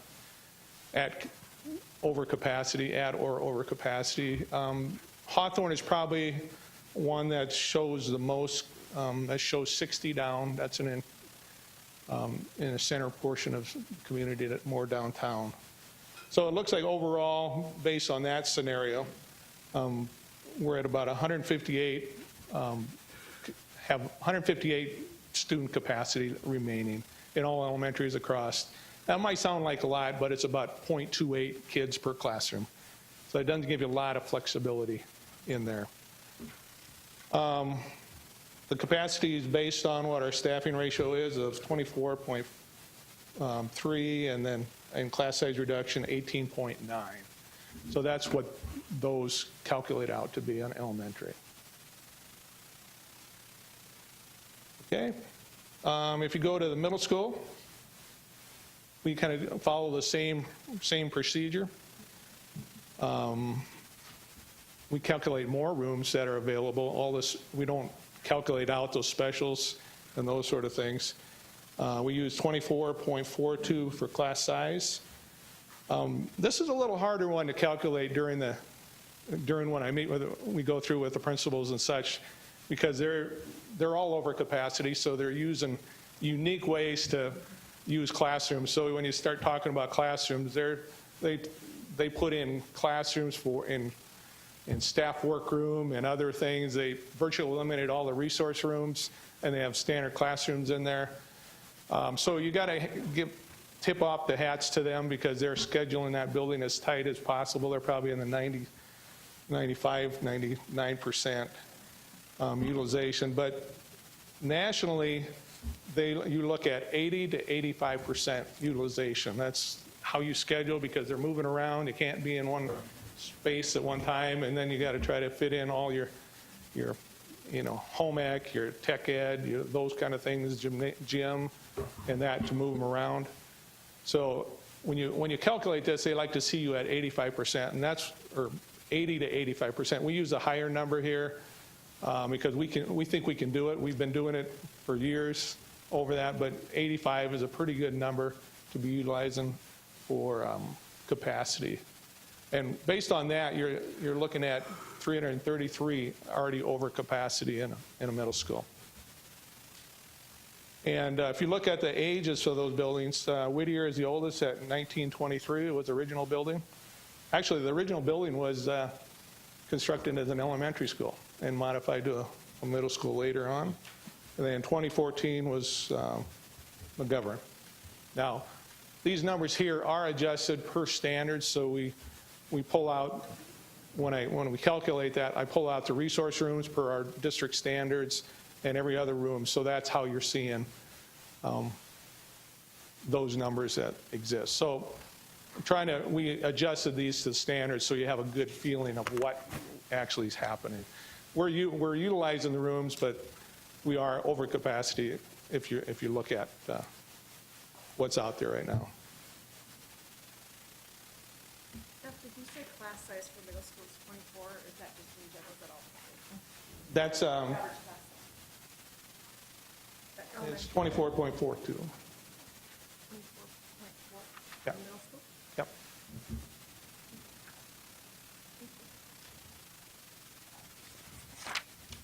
Then if you go to the high schools, we've got Lincoln, New Tech, Roosevelt, Washington. Lincoln's at 1965. Washington's our newest at 1992. New Tech is the project-based learning that's housed out at Southeast Tech in the joint technical use facility. This is 25.15. They follow the same utilization as the middle school of 80 to 85. We use 85, and that's showing us currently at about 473 over capacity right now as far as having more students. So once again, they're doing a phenomenal job of how to schedule. Roosevelt is really working hard to try to find every nook and cranny they can put kids into. Okay, and then other schools, you have Horseman, and that's a behavior center on 26th Street. CTE, that's a career technical academy. They have health, auto, engineering, quite a few other things. Those, Horseman is, you don't use those same class size ratios. That's a behavior program. Their sizes range from 6 to, in some rooms, to 8, depending on what's happening in there. So that's why you see those numbers down. CTE, 8 of their classrooms are associated with labs. So there's some capacity there that you can fill up. And Axtell Park is another behavior alternative school. And if you look at their capacities at about 12 kids per room, depending on what the program is and what those kids are in. So there is some capacity in a few of those, but they're somewhat specialized, so you just can't plug kids in there. So that's capacities. And that, we look at that every year, special ed, as that enrollment increases, you might have to take another classroom out of capacity to fill those in. So we work with Deb and try to look at that every year. So we're looking at that all the time, depending on, this is a snapshot in time. So. We have a few minutes for questions. So let's start with Jeff, and we'll go back to Frank, and then I think we'll take a quick break. Are any of the facilities running up against any capacity issues in terms of air code or No. physical issues like that? No.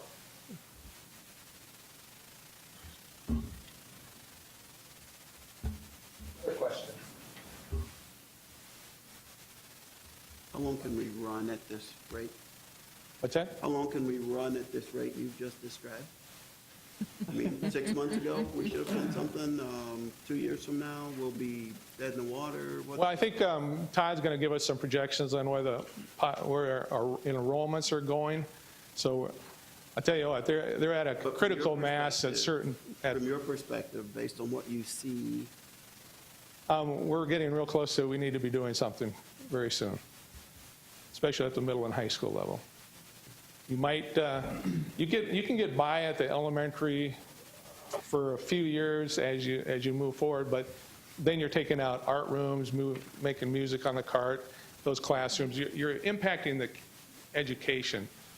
So they do things creatively to help get some capacity. If there's a bump in a class, that we might have a few more fourth graders, come in. So there's a bump, or a kindergarten class is big, and that's unique. So they do some unique things to help ease that. But I think if you look at the projections, you're going to see an elementary need, needs at probably all levels. But high school is probably the most critical, in middle school at the current time. So you'll see that probably more so when Todd gives you some of the projections. The more kids you get, the more issues become when they're in a kind of a can and sardined in there. So. What research has been used to help establish the appropriate size for the school buildings that have recently been built? So you had mentioned in here, they basically like a 4-section elementary school. Is there research that was used to have the current size of like a Susan B, or what we're looking for future high school or something? I think it's efficiency of the operation. A 4-section is a really good number for an elementary school. For the efficiency of teachers and admin, you don't have to have traveling teachers. They can all be housed in one spot. It can be too small, so the teachers have to move. So efficiency of scheduling, that 4-section is really a good number to be at. You said which one was 4-section? It just had put on here the capacity factors page, and after I taught at Eugene Field, and it was a small school, and then grew to the larger school, and had a child go through Mark Twain, and then it went to Susan B. Anthony. And I was always curious what rooted the decision from being the smaller school, which was lovely, and the bigger schools are lovely too, but I was curious if there was a research or resources that maybe from other communities or from just a building perspective as to how we landed. I think it's to keep everybody housed there so they're not moving around. Then you got the core group of teachers in your building all the time. And that would be something you would aspire if we were to be building other buildings. Yeah. Yep. Hey, Jeff. I don't mean to come from the historical perspective, but here I go. You might want to remind people, or just bring them up to where we were years ago, what Roosevelt and Washington were originally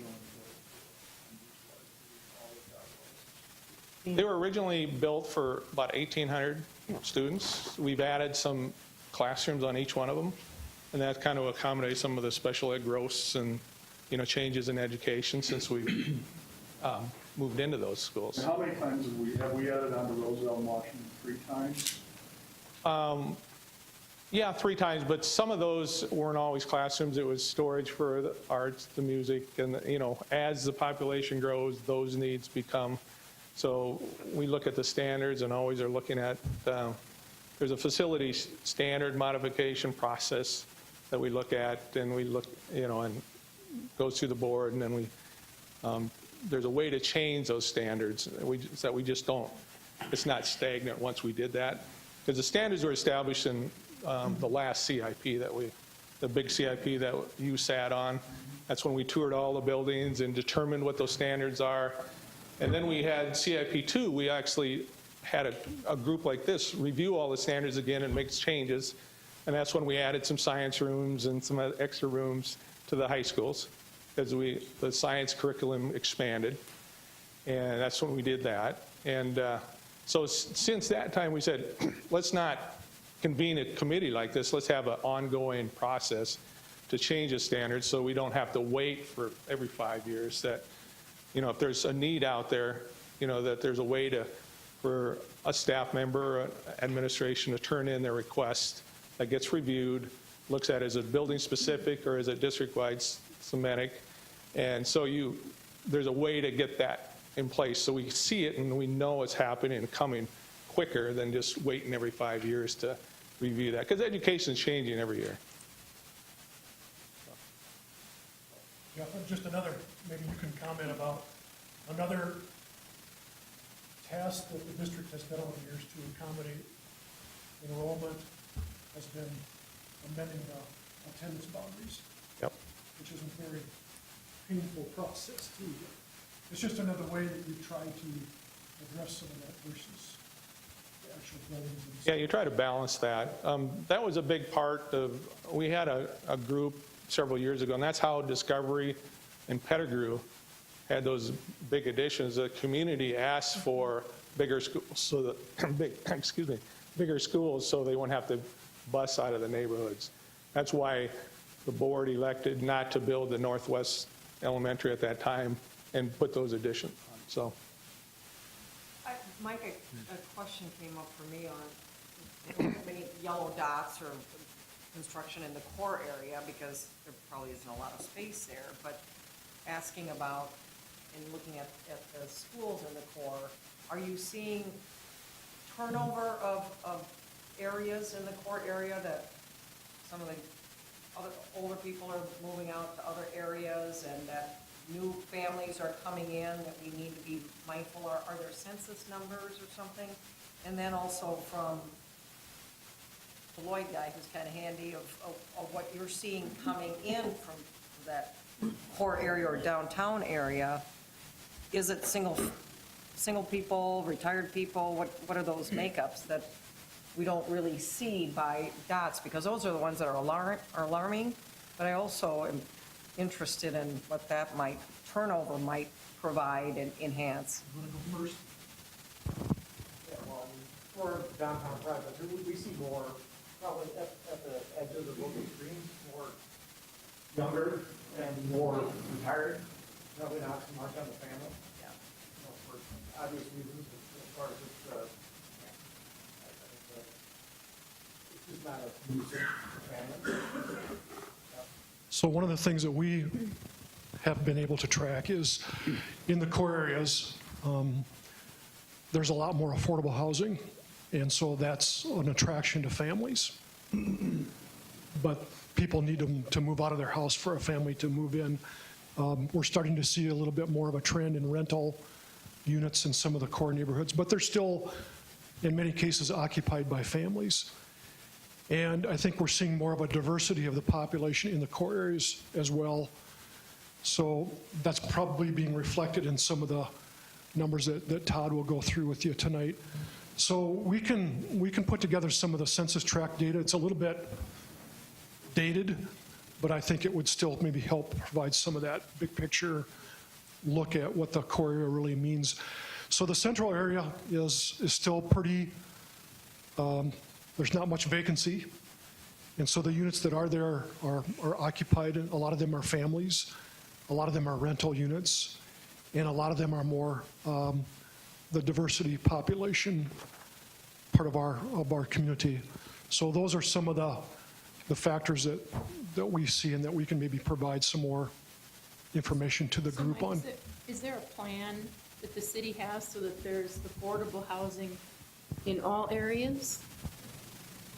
Yeah, the question was, does the city... Where's affordable housing? So let's spend a whole evening talking about what is affordable housing, because it's a lot of different things to a lot of different people. So the projects that the city has provided some support for in the last few years have been scattered around different areas of the city. They're not all in the central area.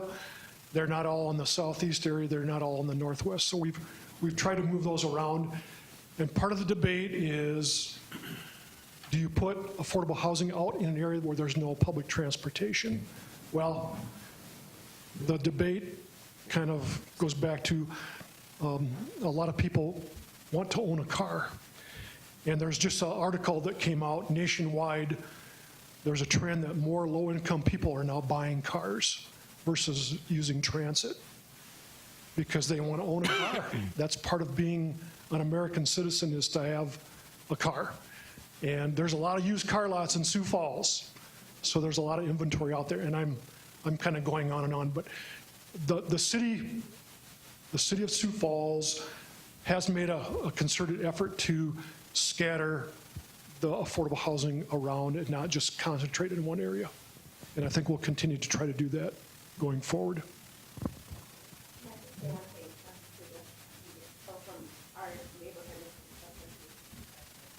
we are seeing more young families buying houses from people that have, gotten too old to live in the home, 60-story or whatever. There is lots of revitalization. There are lots of people, and of course, I don't have like the numbers I noticed anecdotally, but people are seeking, a lifestyle of more and more people are seeking that lifestyle of living in the core and, being closer to downtown. And closer to neighborhood schools, right? That's a key part of that too, is neighborhood schools. So I just have a question as far as, so you're working off of census numbers, so it's naturally going to be dated at this point. What about the wheel floors? Do they have a better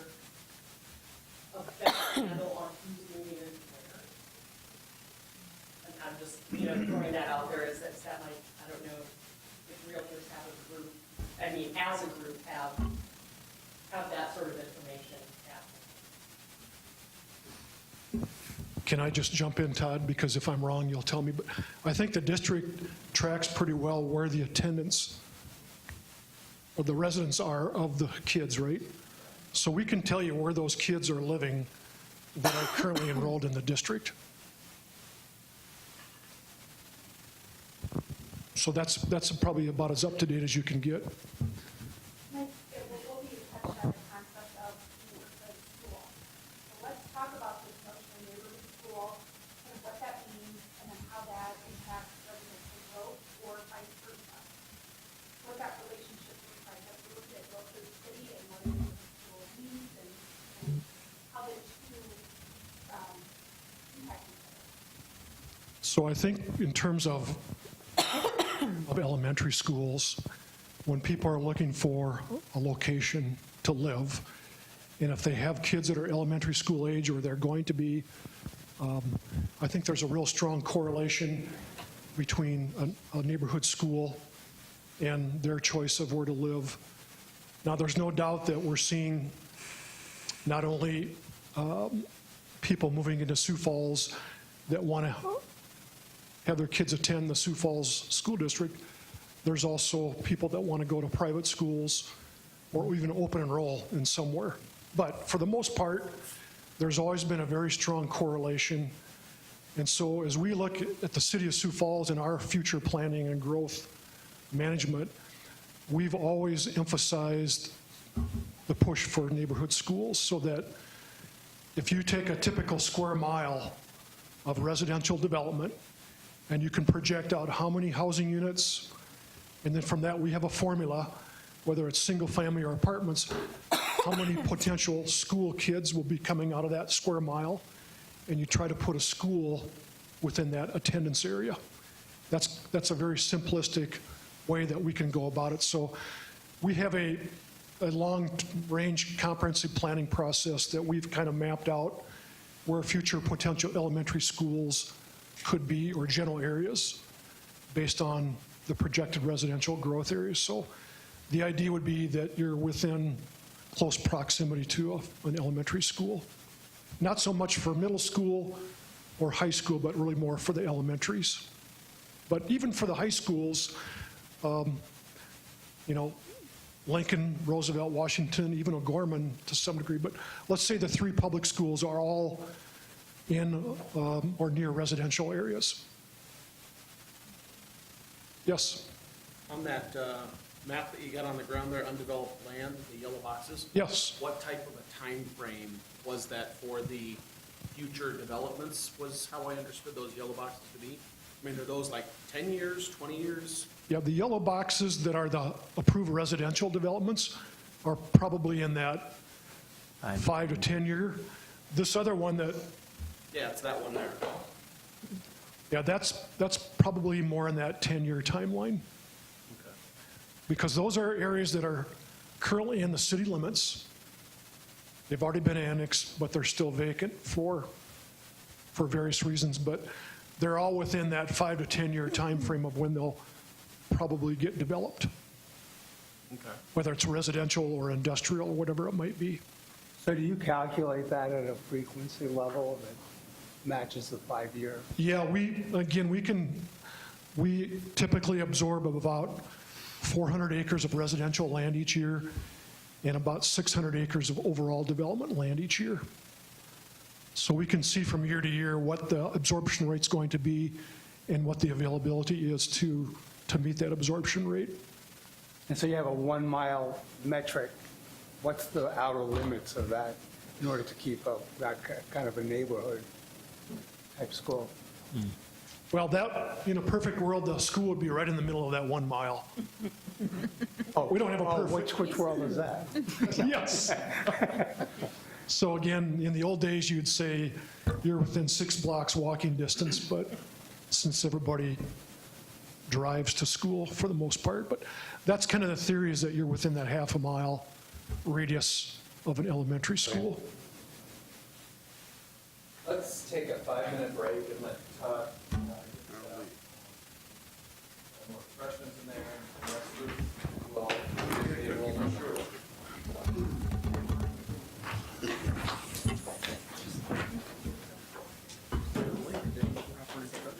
David, look down. Yes, I figured we'd both run together, but I blinked and you were ahead of me, running over to get a plate.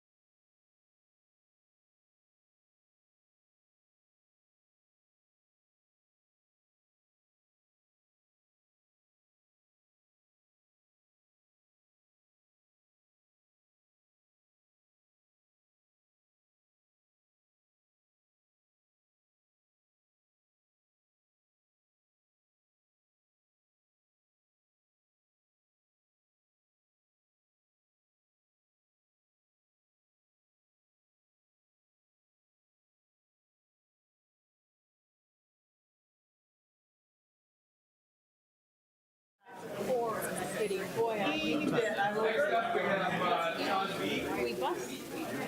A lot of kids in there. Todd is the business manager for the school district, so now if you have your chips and your water, you're all refreshed for all the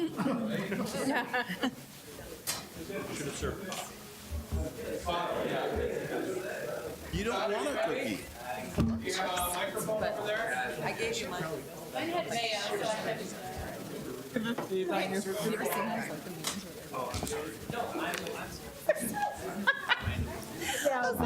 I'm like, that's Kentucky right there. That's perfect. Tonight he's talking enrollment numbers. We're going to hear more from him at our next meeting on dollars and cents as well. But tonight is all about the need for folks. Todd, take it away. Thank you, Vernon. Yeah, I'm Todd Veek. I'm the business manager, and I've been here since 2001, so about 17 years. I think Dr. Maher showed this slide at the community engagement sessions, but this is our historical enrollment in the district going back to 1990. We were at 15,000 kids, a little over that. We've grown about 8,700 students since that time, and that would be the third largest school district in the state if it was its own district. And we're looking at growing about 1,000 more in the next 5 years, which I don't know what size district that would be, but it would definitely be in the top 30 in the state of our growth in the next 5 years.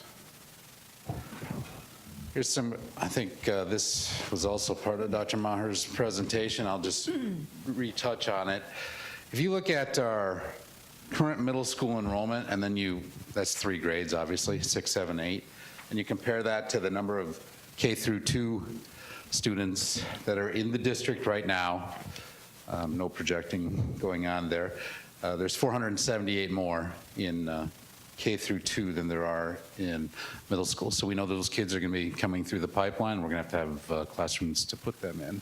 And if you go a little bit further out and you compare our high school, which is 4 grades, 9 through 12, to K through 3, there's about 1,144 more students in K through 3 than are right now in high school. So roughly, we do a little bit more science on this, but roughly you can think of, we've got about 1,100 kids we're going to have to find spots for out in the district before they hit high school.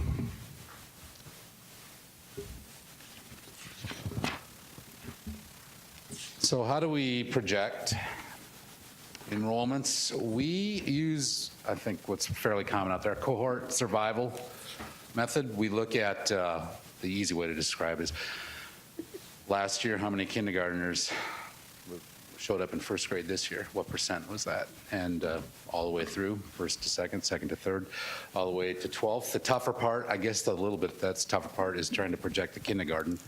And what we've used for years, going back to the late 80s, is we look at how many kids were born in Minnehaha County 6 years ago, and how many of those kids showed up in school today. And it runs in about 70% is what that is.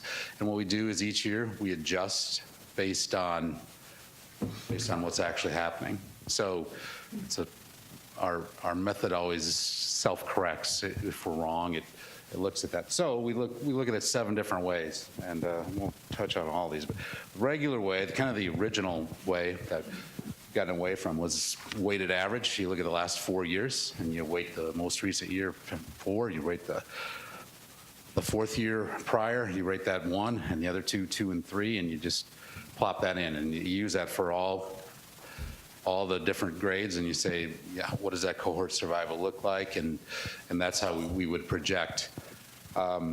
We have gotten into looking at, now it's 7 different ways. Second low is looking at of the 4, what's the second lowest for each of those? Each grade, we do that. The Olympic, which I didn't know was a thing, but it's in state statutes, so we use it here too. You drop the high and you drop the low, you use the middle two. The most conservative version is you just take the lowest of the 4.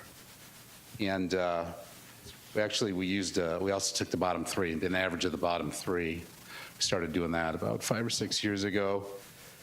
And then the probably the best name of all, second most conservative, is you just take the two lowest and you take an average of those two. And it turns out that the conservative in the bottom three are the two lowest, and then the second conservative becomes the new second lowest because it's an average of those two.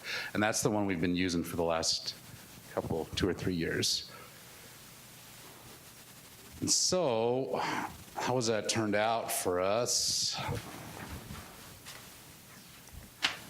This is just going back to 2011. We didn't cherry pick it, just with what was convenient, and looked at how we projected. And we're actually just looking at kind of that bottom line number there. What's the difference each year of how much we're off by? We're fairly pretty consistent. We had one bad year, 2014. We were off by 2.2%. We do when we get into the high school grades, we actually look at not what year they are in school academically, but how many years they've been in high school, and our data got a little fouled up on it that 1 year. And so we were off by 2.2% that year. But if you look at what our median's been back to 2011, we've been about 0.5%. And yeah, last year we were off by 3 students. So I don't know what we did. We celebrated. Yeah, right. We're shooting for 1 next year. So that's year to year. We look at all 7 of those, kind of look at which one we should have probably used, and then probably use that one for the next year. That's year to year. So what we wanted to do here is look at kind of a hindcast. If we'd used all 7 of these models way back when in 2013, what would have it shown for this year, since we know what this year is, and then what would each of these show if we restarted from this year and going forward. And the one we've been using most recently, the second most conservative, is the one actually that would have been the most accurate. It's the black line, the dark black line on there is the actual number, and then that purple line is the second most conservative, and it's within a couple hundred 5 years later. The one right above the black line, but that one's a little low, the second most conservative. The one right above the black line is what is now the third most conservative projection, and that one's fairly close as well. So then we just ran these all forward. And the one we're using, the one I'm going to show you today, is the second most conservative, since that is the one we find to be the most accurate year to year, and it's actually, if we could go back in time and run all these models, it'd be the one that's most accurate 5 years ago.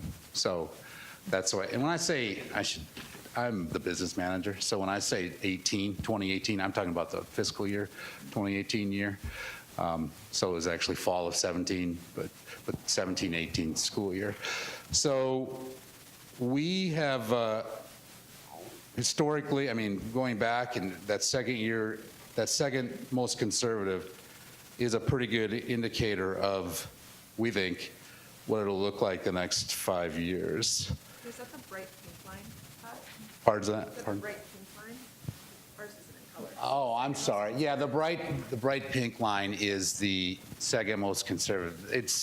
It was a couple hundred, I think, short on where we were, but it's the closest. That blue line up there is what is now the third most conservative, and that's fairly close as well. But we ran it out, and we're running it. Is that green? What is the light green is the second, is the third. It's the 3 low. This is the second low number. Yeah. This one right here. Looks like that is one and the the second gray one low. kind of hug each other, the bottom 3 and the second one. Yeah. Now they all come back together because going forward we reprojected, so they don't all get more accurate right all of a sudden. We started over. Yeah, right. So we let them run since 2013, and then we started them over and saw what they would look like.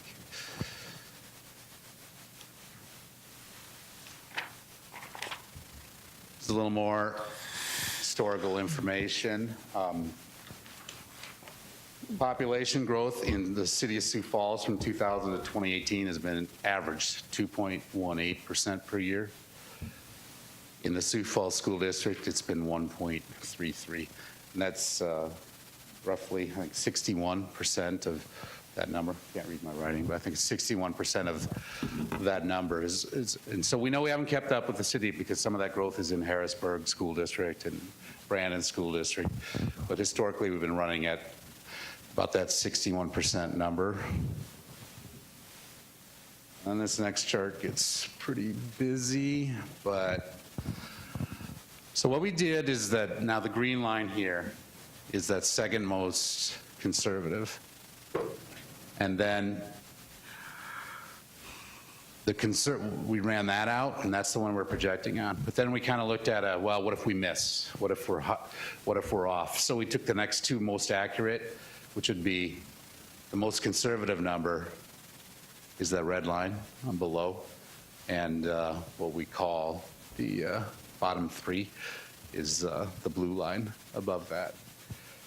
And so those percent growths in there would be, on the most conservative, that would be a 0.58% annual growth rate. The one we're using, second most conservative, would be 0.78. And then that bottom three, which is the third most conservative, but the least conservative of this group we chose to use, would be almost 1% a year. And if you look again at what the city has grown compared to what the school district has, the school district's growth rate has been 61% of what the city's growth rate has been. Using our second most conservative number, we're showing 50% of what the city's growth rate will be, is projected to be. So we're having that number even drop down a little bit more. If we were using the most, I'd say, the largest growing line here, I'd say the most optimistic, I guess, if you think about this district growing, that would be more at that 60, that'd be at 64% growth rate of the city. So we're under that, we're at 50. We're under the historical average of what we've grown compared to the city.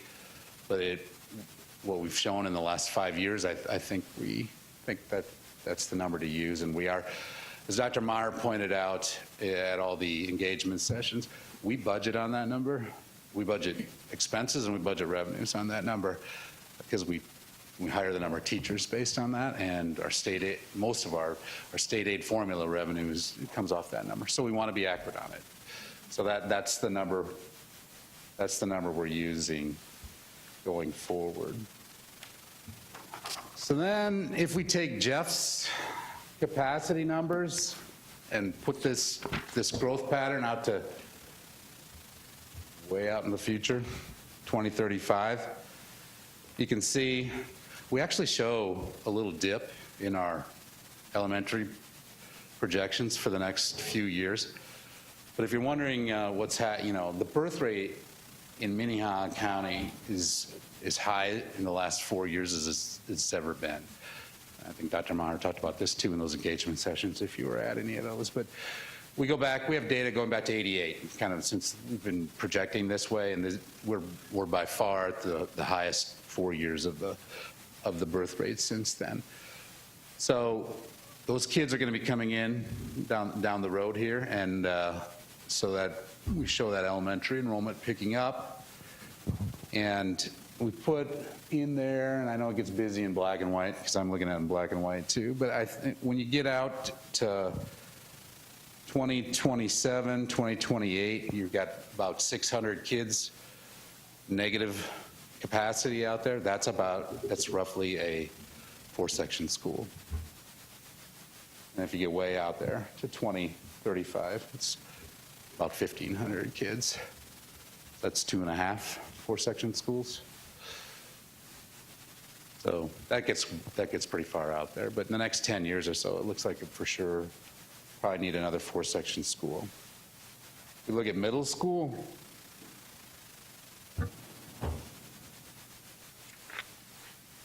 as Jeff pointed out, we're already over capacity. We have that little dip coming up in the mid-2020s because of we're also projecting our elementary enrollment to drop a little bit here for the next 2 or 3 years and then pick up.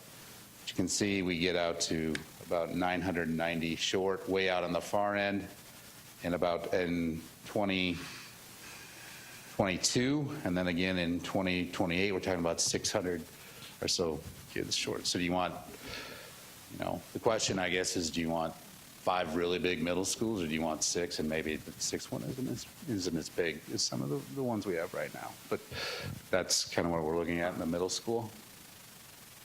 Capacity. And then high school, that too, we're kind of already above capacity, especially if you're from out west. Roosevelt Way, they're way above capacity, but we show growth and then future growth. And this, because we're doing this cohort survival method, and this is our second most conservative projection, you won't see that 1,200 number show up because it's about 99.8% of the kids advance each year. You know what I mean? When you're using that, so when we use that second most conservative number, you're not quite getting 100% of the kids moving into the next grade. But that's kind of why we showed you that other range of what it possibly could be if we're low on our projections. And I think that was what I was supposed to go through today. I will say this, in response to some earlier questions, I'm going to try to answer a question before it gets asked, and then I'll sit down and we can take more later. But we sporadically, I guess, when we do planning, long-range facility planning, we look at the core of the school district and how many, we know, as Mike said, we know for kids attending the Sioux Falls schools where they live, not necessarily, we also know obviously where they attend, but where they live. And we, because there's about 4,000 kids that are open enrolled within the school district that live in the Sioux Falls School District, but they don't attend the school in the area that their home attendance area. And so we've watched that, and I'll just give you just a few years on this, but I'm looking at elementary in 1992. The 92-93 school year, 41% of the elementary students lived in the core of the city, and 59 were without it. And the core is defined roughly as, think of Maple Street, and you just pretend it just kept going from the west to the east. It would go right under the runways of the airport. That's the northern boundary. The western boundary is basically the big Sioux River where it intersects with there. And then the south and the east boundary is where 229 intersects with both of those. That's what we define as a core. And we plot the kids on a map and see how many live there. Okay, so again, in 92-93 in elementary, it was 41% in the core, 59 out. In middle school, it was 41 in the core, 59 out. And if you jump ahead to 2010, probably not a surprise, it had gone to only 30% or 31% elementary were in the core and 69 out. And in middle school, it was 31% in the core and 69% out, basically the same. However, this is maybe a surprise. In 2018, elementary, it hasn't changed, it's stayed the same. So the core is, it's growing because the whole district's growing. So the core is growing as well, and so it was 31% elementary, and now it's 30.3. It was 30.8. So it's the last year was 2010, and now this is the FY10, the 2009-10 year, and then 8 years later, it's basically the same number. However, middle school, remember it was 31 and 69. Now it's 36 and a half and 63 and a half. So actually there's more middle school students attending Sioux Falls public schools that live in the core than did as a percent and as a raw number than did back in 2010. So we tend to think all the growth has been on the west side and maybe a bit on the east or down in Harrisburg, the south, but the core is growing as well, especially in that middle school age. And then because we are growing in elementary, we have more elementary kids now than we did in 2010. The core is growing in raw numbers too and holding its own as a percent of the elementary population. So that speaks to what Katrina was talking about. Yep. So I thought I'd answer that question before it maybe got asked again. But other than that, I think I've overstayed my time. How many students in the district are open enrolling that don't live within the district? We have, it's roughly 1,100 that come from out, but we have, about 400 in the district that go out, so we're net about 700, somewhere in that area. Yeah. That's all, yeah. Number changed much over the recent years? The net number, no. I think both numbers creep up each year, so the net number's been about that number. More in the elementary, lower elementary grades and high school grades than middle school. Todd, I don't remember who addressed in the community meeting, but boundary changes are not a solution to what we're facing, right? Right, because that's these three last slides or charts we looked at. We show that we're over.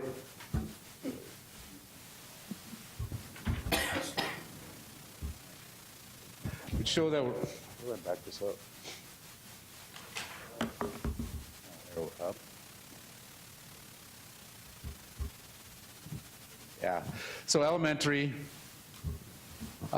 you could say that maybe for a little while we could do some boundary changes, get by, stay under that dotted line, but in the future we're going to be over capacity district-wide. And middle school and high school we're already over capacity.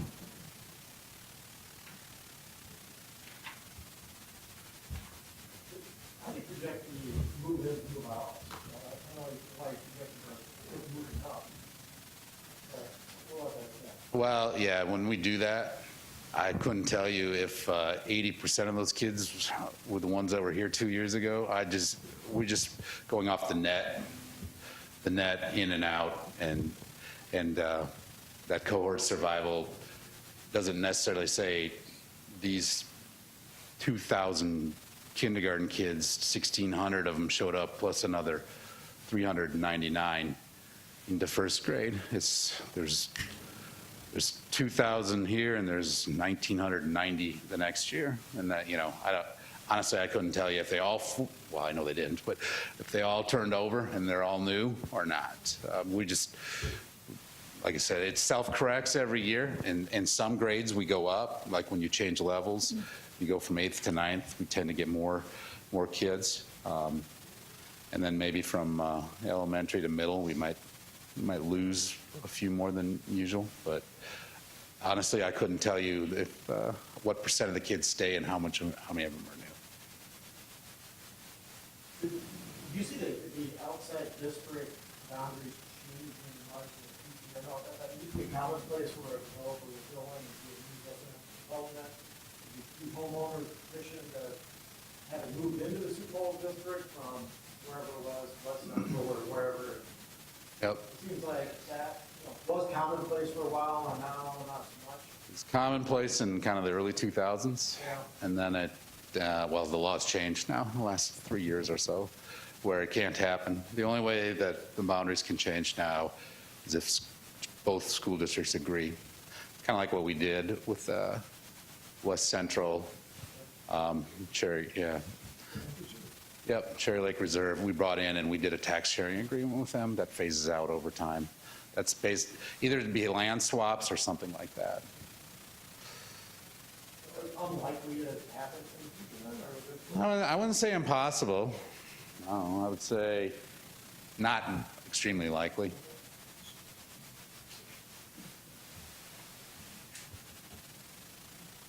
Thanks. Any other questions? All right. So our nearing the end here, what we need to talk about some of the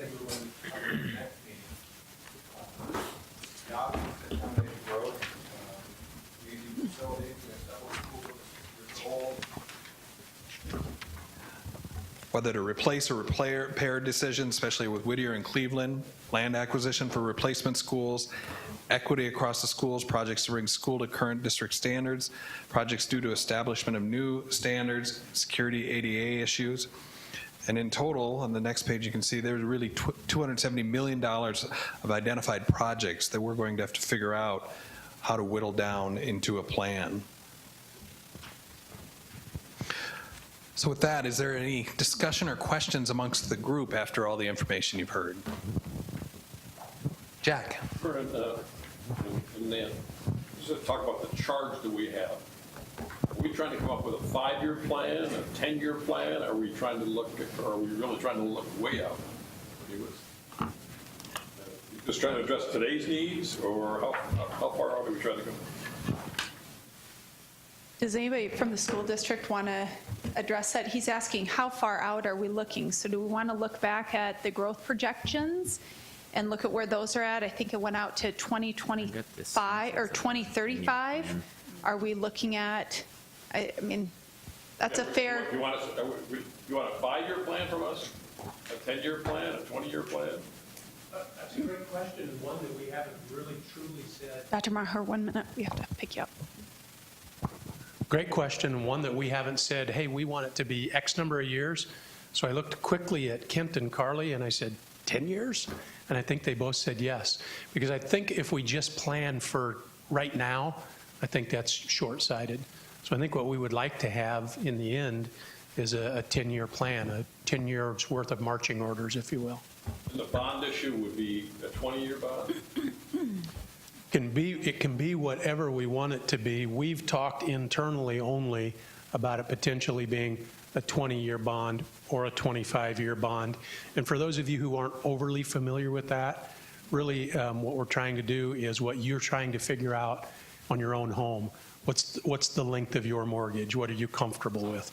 10 years, 20 years, 30 years, or some derivative in between there. That's yet to be determined, Jack. But I think if you think in that 20 to 25 year time frame, you're thinking as most of them run. And the last bond issue we did, that was 20 years for Roosevelt? The last bond issue was in 1997. And no, it wasn't for Roosevelt. It was actually for a number of things across the district. And I would say maybe what it really was for was equity. And that made sure that no matter where no matter what zip code you lived in, your kids were going to go to quality schools. Brick and mortar wasn't going to be the determination of where you sent your child. So it was more for equity amongst facilities than anything else. And by the way, that bond issue has been paid off. And we have we done any bonding since then? We have no bonded indebtedness from a bond issue. But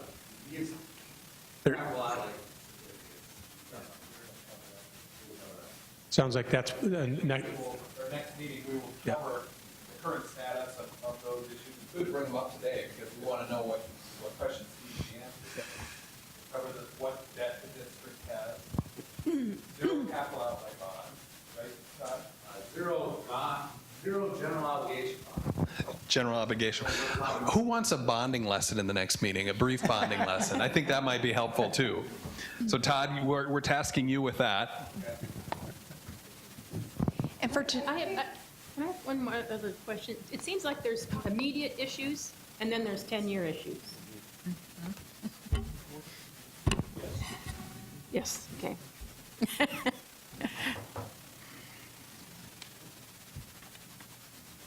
That's good. So for tonight, are we all on the same page that the need, are you seeing that the need is with the capacity of our existing facilities in light of growing enrollment? Have we diagnosed the issue fairly? I'm seeing, I mean, is there any dissension that that's not an issue for the school district? Not a dissension, but the big question is everyone has had their individual assumptions, planning assumptions. It would be nice to have a consolidated view of everybody's planning assumptions so we can either say, yes, that makes sense, or no, that doesn't. and how it changes over that 5 to 10 to 15-year or 10-plus timeframe. Good, because that, okay, excellent. So our next meeting, we'll be looking at our district resources and potential resources, so going back to that bonding 101, and then we'll start looking at those initial space Critical solutions. assumptions, yeah. And then our third meeting, between the third meeting and the fourth meeting, a report will be developed. It will be brought back to our group so that we can do the fine tuning of that report before it's presented to the board, the school board. Is there any information that wasn't made available tonight that would be worthwhile to look at our next meeting? Theron? Well, I think Sharon brought it up earlier. Sharon brought it up earlier, and I don't know, maybe, Rich, this is what you're getting at, but the consolidated view, kind of the overlay of the 3 different maps, the census data, and the school district enrollment projections in a consolidated view. Is that kind of what you were touching on? Pretty much. Okay. I wasn't sure if I was just going to repeat what you To said. the next level of detail. And then also, I would like to see maybe a comparison of what other cities, maybe in our same growth situation, growth rate, size, demographics, some things, just something that other cities are doing that's working well.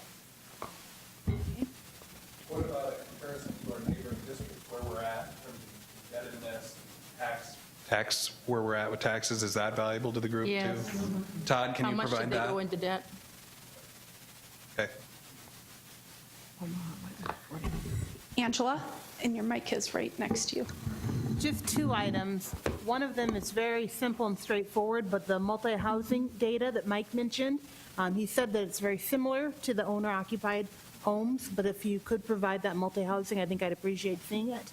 And then the other one is the legislation determining what can be spent in terms of capital outlay, the changes that happened in Pier. I'm familiar with that, but I'd like to be more familiar with that, and I imagine others here in this room would as well. I have one other question.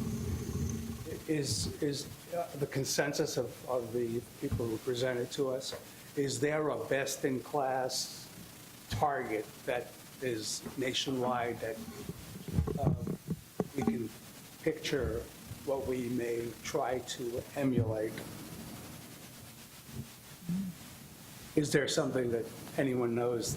Where would we go if we wanted experts that have this planning down cold and similar to what Sharon said, Dr. Maher, can you provide something like that? Peer cities? I know in city government, Mark, what are our peer cities that we look at? You know, regionally, Lincoln, Des Moines, Fargo, those are probably near term, and then based on the issue that we're looking at, we may go farther or may go closer, whether it's transportation or utilities. If those communities are doing well. That's right. And I think part of it for me is it's, you know, I'm hearing some new terms tonight where is it a 4-section elementary is what we consider as the ideal, what's an ideal middle school, and then I thought there was some really good feedback at the Lincoln engagement centers. What's the ideal high school? You know, we heard, you know, we have settled in here, I think, at 1,800. Is that our right plan going forward? So I think, you know, Rich, to your point is some of the key assumptions, whether they're at 90% capacity or 85, and Jeff and I had a good sidebar to kind of catch me up on that, but just those basics, if this group fundamentally says, yes, we support a 4-section elementary, then I think that helps us understand when that next one is. You know, at least the data today shows me that our near-term issue is high school, then it's middle school, and then it becomes elementary. But if, as we look at funding it, we're likely going to have to look at, you know, maybe how those all layer up. So anyway, I feel like I have a lot of catching up to do. Just I've heard a lot of good data tonight. Appreciate all the input. Just just to echo off of that, what Mark was saying, on the capacity factors example projection, they had students per classroom at 24.3, but then and this is at the elementary school level, but the class size reduction at 18.9. Is that a target goal to reduce classroom size at the elementary level? Maybe we can have an explanation of what class size reduction classrooms are. Because they're well, classroom per se, so maybe if we could hear from some of the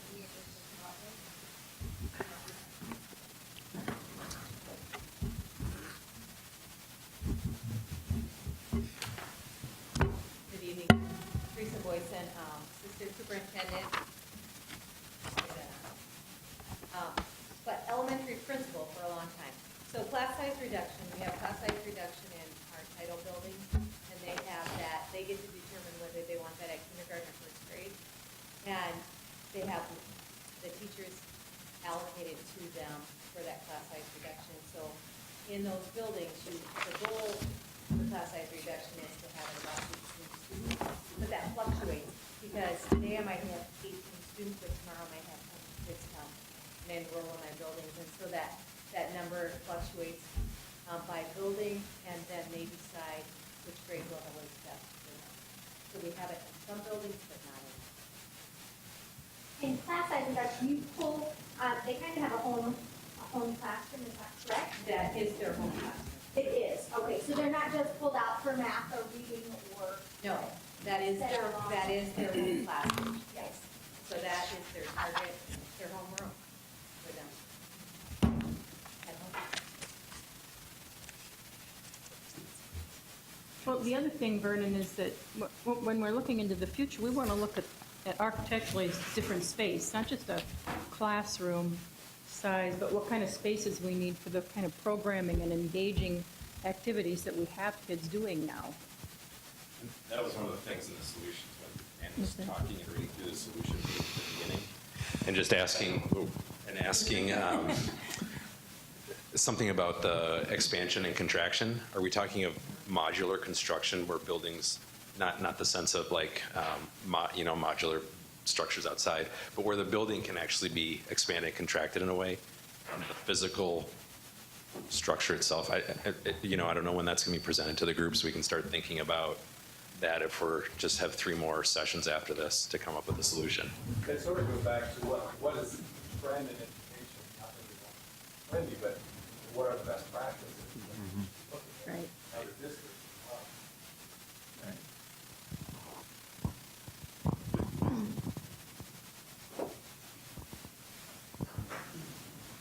It leads me to ask the question then about programming, because if we're going to design buildings, as Diane was saying, we need to understand also what kind of programming is going to happen in those buildings so that those buildings meet the needs of students.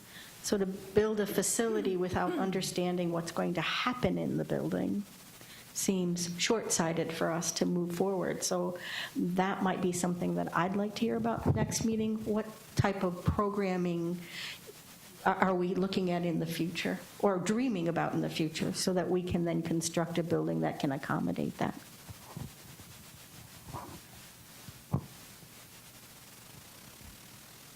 These are all great, and we have plenty of time. Kathy? Is the intent to get information out to us prior to the next meeting so we can take a cursory view of it and formulate some questions? Because I think that could be really helpful in expediting some of the information. Sure. You have a 3-ring binder in front of you to take that along, and we'll work with Deanne because we're here to serve you. So if that's something that you need to inform your decision-making, we want to make sure that you have that material. So I know Vernon's been writing some of this down. I think I saw Dr. Boyson writing it down. Deanne, right, so we have help in getting that information out to you. You have to pick the top 3 things you want in homework before our next meeting. What information you want? Kathy, you have the top? Say, Vernon, while they're thinking about that, one thing I wanted to remind and encourage all of you is that Deanne sent out the feedback that we had gotten from the listening sessions. There was a lot of feedback, which is great, and that's part of our charge and responsibility. We went out to solicit comments and questions from stakeholders, and now it's our responsibility as task force members to genuinely sit down and call through those feedback cards. So I promise to do that, and I hope you all do too. Just briefly through it, some of the themes I saw today, and please disagree or add to it, but some of the things people talked about were, should we be looking at Year-round schools, how much online should we be doing, the ideal size of the classes, which we've talked about wanting to know more of, busing to locations. There was discussion, lots of discussion about how the district should be planning further out in time, and that if there's a feeling that we're short on time here, and I think all of us feel that pressure. And then the tax comparison to other districts, which we've jotted down here. Were there other themes that you saw? Environmental design for the future. And Desire for creative, having schools they become their own community area. What about them being so big that they're having or so of the items that we've jotted down to address next time, Cathy, since you're holding the mic, I suggested that, pressure's on you. What top 3 things do you want to see before the next meeting that we can feed to you? I'll give one. Certainly, what other best-in-class schools are doing. Because I really want some education around that and be able to, I think that'll help us formulate questions and ideas as we come prepared to the next meeting and get more information. And that should be easy information to get to. What next? Who else wants to throw out something that we can get before? Katrina. I'm just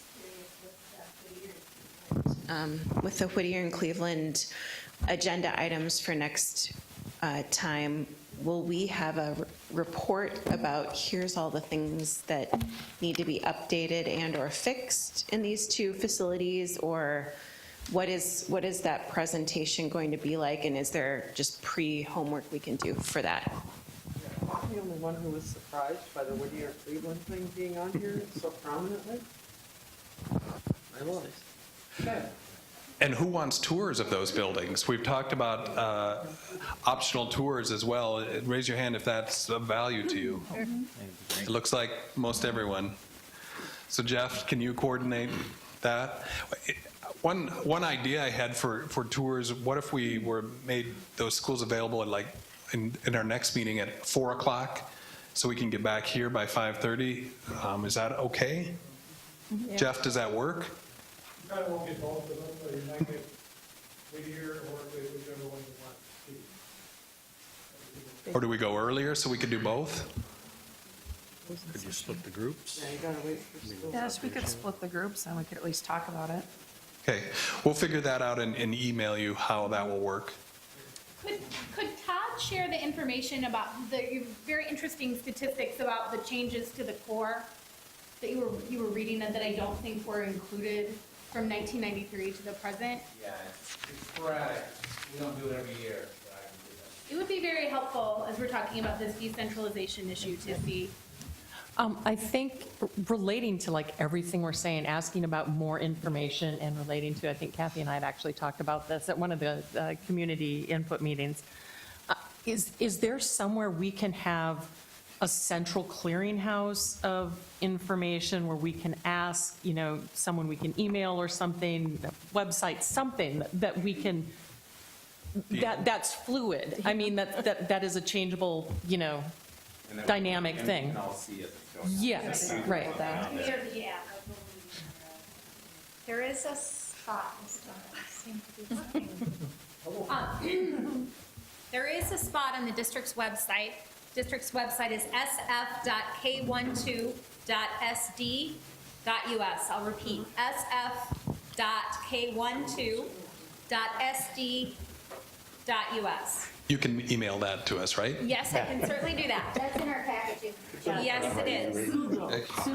And there's a facilities planning section, top left icon, that has materials in it, and all the materials we're presenting to the public. We want to, be very transparent and put all of that information out there. if that's a location that would be easily accessible, because I know not everybody does Google Docs and all of those other things, we'll just put everything there, if that's agreeable. There's no reason that we couldn't put the information out there that we're speaking of, correct?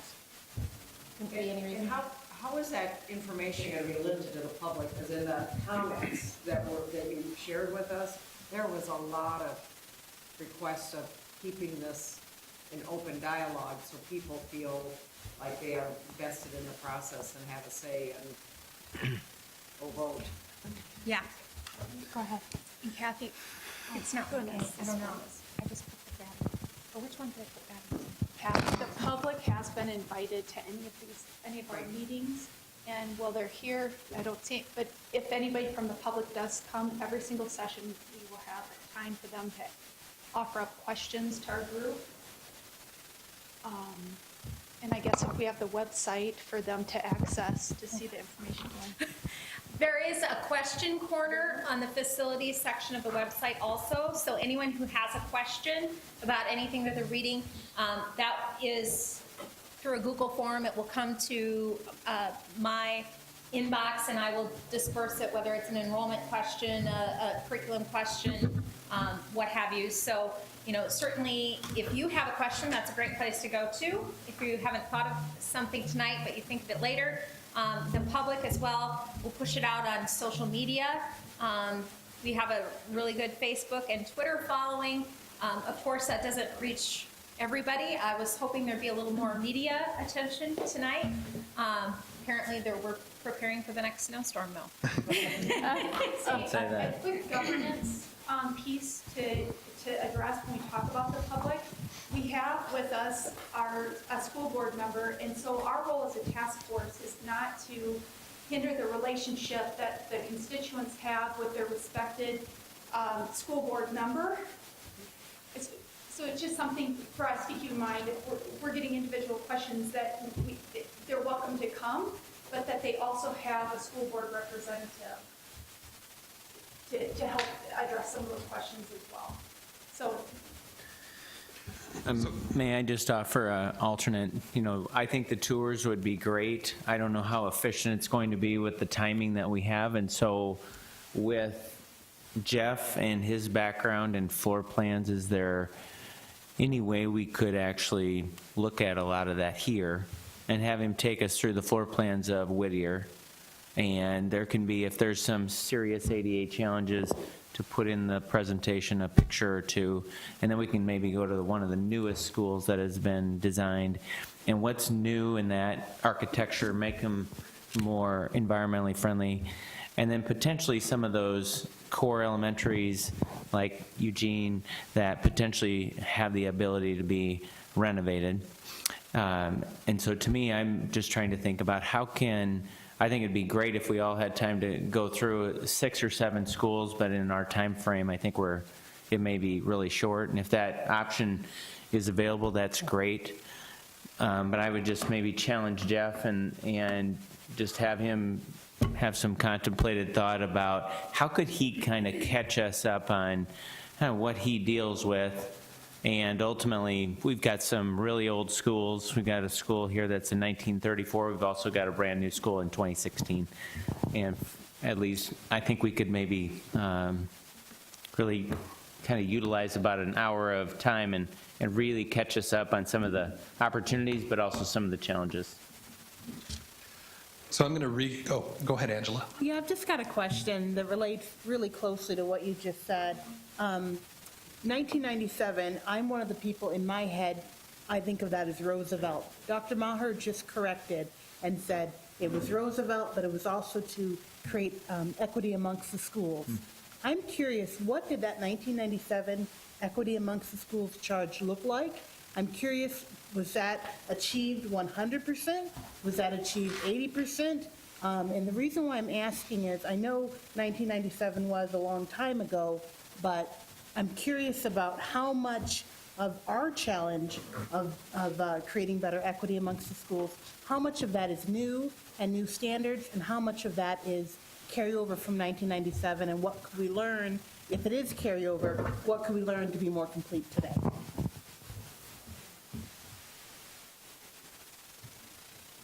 Did you want somebody to touch on that briefly? If, I'd love it. If we've got a minute for it, I'd really be interested. But thank you for the question. When you asked it, I thought it was more rhetorical for tonight than it is. Yeah, you did. But I think it's a great question, and I think maybe that should be part of our information for the next meeting. Maybe to just talk about what happened in 1997 that we're still seeing the benefit from today. Maybe that would be part of our next program. Okay, so to wrap it up, I'm going to go through, I have 5 things down here. It's so fun as a planning educator. The first one goes to Dr. Maher. The best-in-class schools, Dr. Maher, we'd ask that you provide that, your vision for what that might look like that we can read before our next meeting. Jeff, we're going to task you with the Whittier-Cleveland needs. Included in that, potential optional tours, but also the floor plan idea that Mark Cotter suggested. Todd, we're going to assign you the current debt, and we'll discuss that at the next meeting as well, but you also have the tax rate for the surrounding school districts, I believe, that you could send out to everyone easily. And then Mike Cooper, I'm assigning city work here to the consolidated map that was addressed. Does that sound like a good amount of reading before our next meeting? Does that meet our most immediate needs in addition to the agenda items that we've set up for next time? Sounds great. We had some people from the public earlier, but they have left, so we're assuming they were satisfied with their questions. Well, we really appreciate your time tonight. This is a big commitment, but it is a delightful challenge, as Dr. Maher says. Thank you for being here.